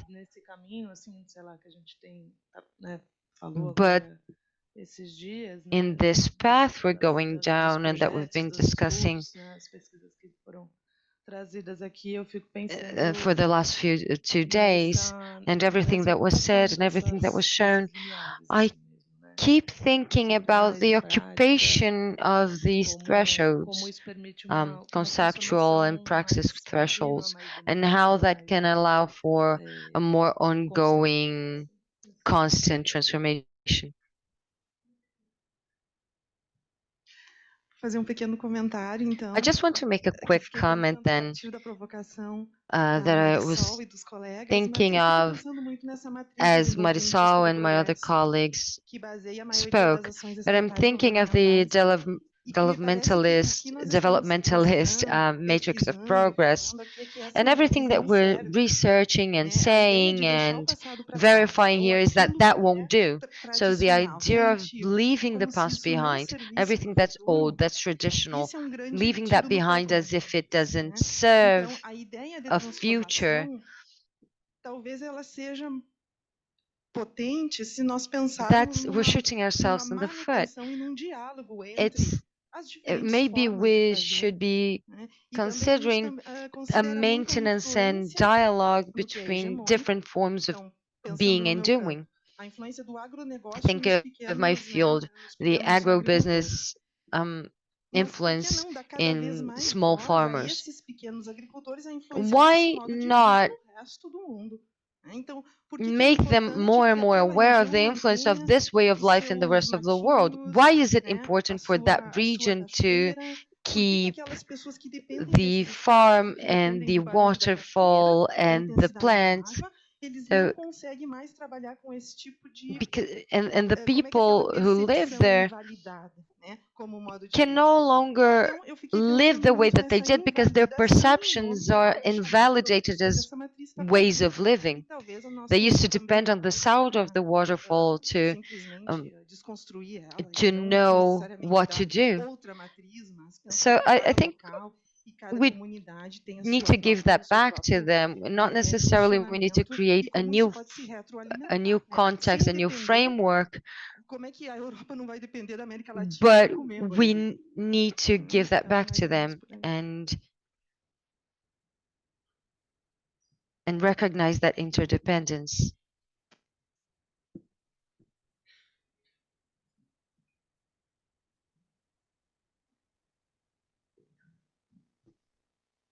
Oi, bom dia. Eu queria agradecer a todos Good os morning. envolvidos aqui pela gente. I want to thank everyone who's involved in this event, in the making of this event for a great event. I'm really enjoying this. I am Marcos. I'm not very familiar with the concepts and topics that are being explored here, but since we have the opportunity of asking questions, Eu tenho uma pergunta que I pode have ser one which debatida, interessante, might ou até be mesmo não debated respondida, or mas interesting só or para dar contexto, even por que ignored, eu fiz but essa pergunta, just to give é porque ela se context as relaciona to pouco why I'm com asking a it, minha pesquisa. it relates a little E bit eu acho to my que own algo que eu research. percebi aqui And I nas think nossas something conversas é I que a gente está pensando em notice atores in our humanos conversations is e that não we're humanos, thinking of mas para human mim ainda and a esse non-human foco em actors. humanos e não humanos que são seres But to vivos. me, it E de certa still looks forma, like there's a uma coisa que o focus professor Saúde on também comentou human foi essa and questão non-human de living como a gente beings. consegue projetar novos And artefatos que David was iriam mentioning reverter how we can efeitos deletérios project de new outros artefatos artifacts que a gente tem to hoje em dia. reverse harmful E de certa effects maneira, minha of pergunta, current vou chegar assim artifacts. nela de uma So maneira meio esquisita, I'm going mas to reach my eu question tenho in a weird interesse way, I particular think, em entender pouco mais but sobre o I'm colonialismo particularly digital, que é interested in produzido pelas big understanding techs. E eu acho que digital algumas colonialism, which falas is produced by big que se techs. relacionam foram And I think ditas, assim, some of the things that mas are eu gostaria de related pensar como que a were planetabilidade said, but I consegue want to pensar explore o how atual cenário de planetability dominação massiva que a gente tem dessas grandes thinks of corporações this que controlam massive diversos sistemas, domination exploram o meio context by these ambiente, corporations which explore the dinâmicas sociais. environment, É possível a gente engage pensar numa in planetabilidade poor num social cenário onde relations. o Is grande it parte do mundo possible é to think of controlado por big techs a scenario e, enfim, where como a a gente great lida com part of isso? the world is Aí nesse ponto owned eu tô by pensando em big agentes techs, and how não can we humanos, think mas of não necessariamente seres planetability in that vivos também, né? context? É So pouco disso, não sei se that's what faz I mean sentido. when I say I'm not thinking necessarily about just living beings. So I'm not sure that was clear, but thank you.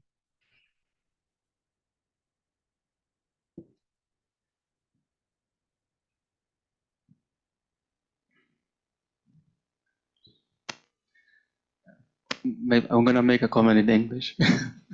But I think it's a really interesting point because I think it hasn't been raised so much these last days. For example, everything that has to do with digitalization. Not only, I mean, of course, in the most like critical perspective on that, or based on capitalist regimes and what does it mean to like this massive resource consumption that data centers requires, but there is also like another perspective of seeing the question of the digital is also what role does the digital play in itself in discussions of planetability, because nowadays one of the, if not the most important way in which planetary discussions are being raised is through digital models. In the case of cities with digital twins, in case of climate processes, climate modeling, and I think it's a really good question because it raised the question of what role does these digital versions of the planet have in discussions on planetability and habitability, and connected with your point is who owns those versions of the planet as well. I think there is a very interesting connection there directly. It's really important to explore as well.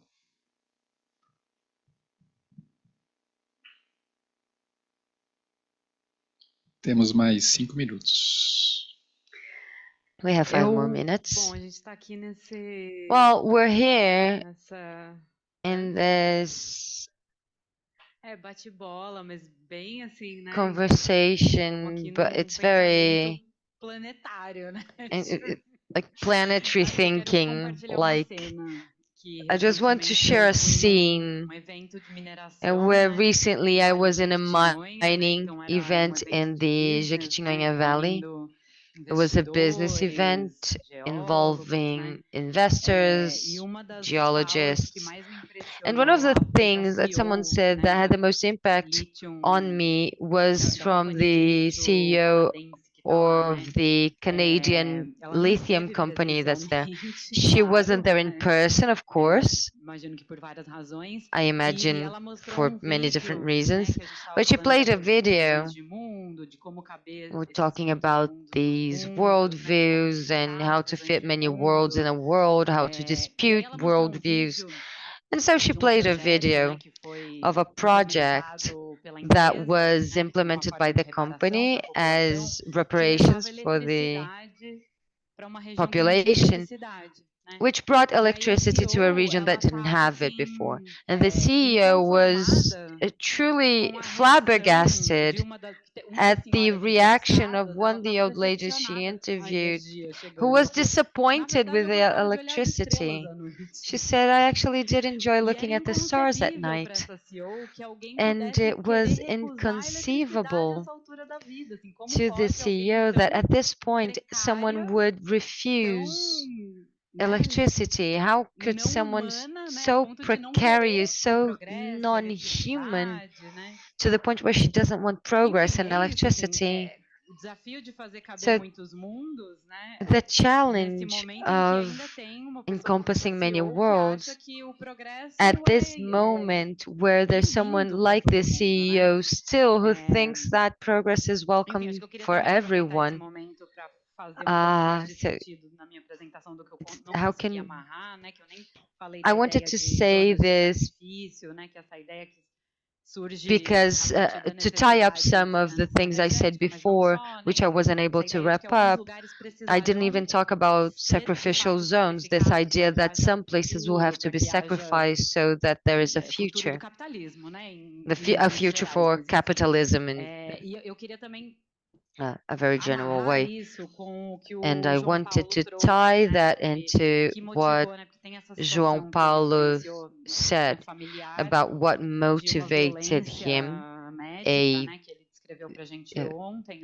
situation of medical violence that he described in his family. And today, I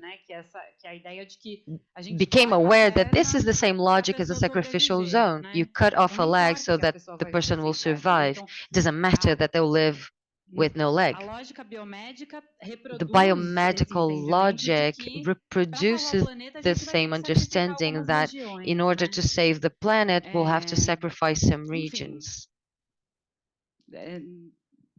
Well, I just wanted to like make a mess out of what's messy already.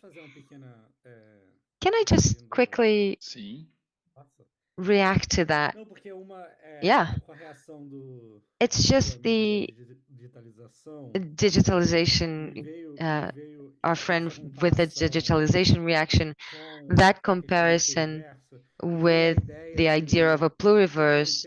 I remembered an idea that Benjamin Bratton, a design theorist, who also speaks about the planetary, but from a standpoint of digitization of life, in a way. He speaks about an accidental megastructure. He characterizes this huge infrastructure of the internet as an accidental megastructure. And I'm thinking how this relates to this world within the worlds, if this is something that's accidentalized, and how it has to do with this game of intentionality. Something's intentional, some is not, these feral effects. And I thought what Thomas said about planetary urbanization was beautiful, because it loses, as he said, its territorial body. It's shapeless. And I think, I don't know, I'm just planetarily thinking as well. And I wanted to share it with you.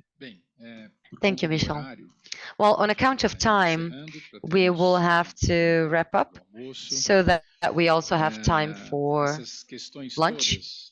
All of these issues are written down. Laura was not necessarily writing a minute of our meeting, but a list of key issues for those participating here today. And so just to wrap up, and as one of the researchers in our group, I can only thank you for being here these 2 days, for your commitment. This event would not be possible without the Marcius Chair, which has been at the forefront of the organization and financing of these activities.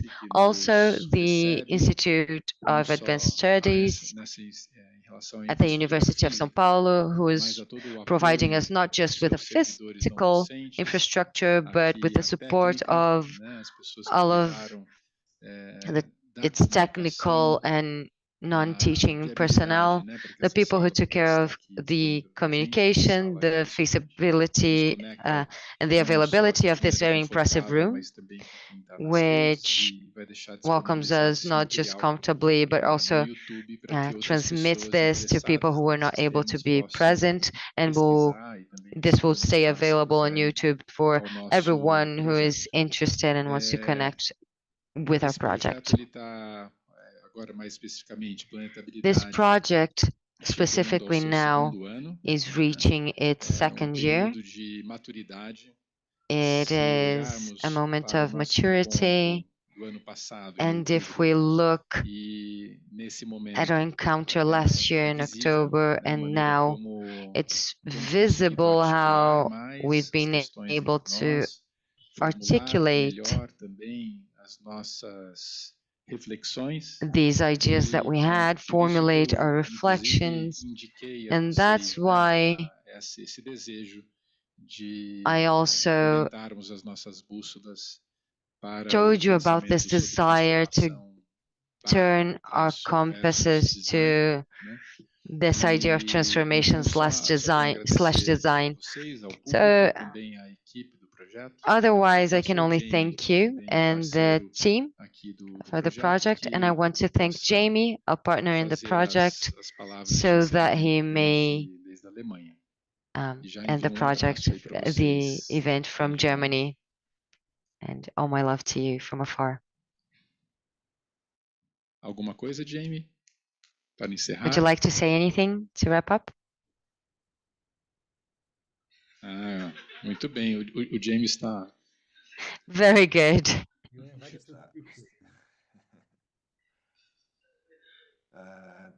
Am I on? Am I on? Is my mic on? Yes. Your turn, if you want. But I just want to say thank you very much for everyone participating, and thank you, David. Thank you, Laura. Yeah, it was a wonderful event, and I'm looking forward to catching up with you all soon in person. Muito bem. Então, vamos ao almoço ou ao jantar para quem está aí do outro Okay, lado do so Atlântico. let's have lunch, dinner for those of you across the Atlantic.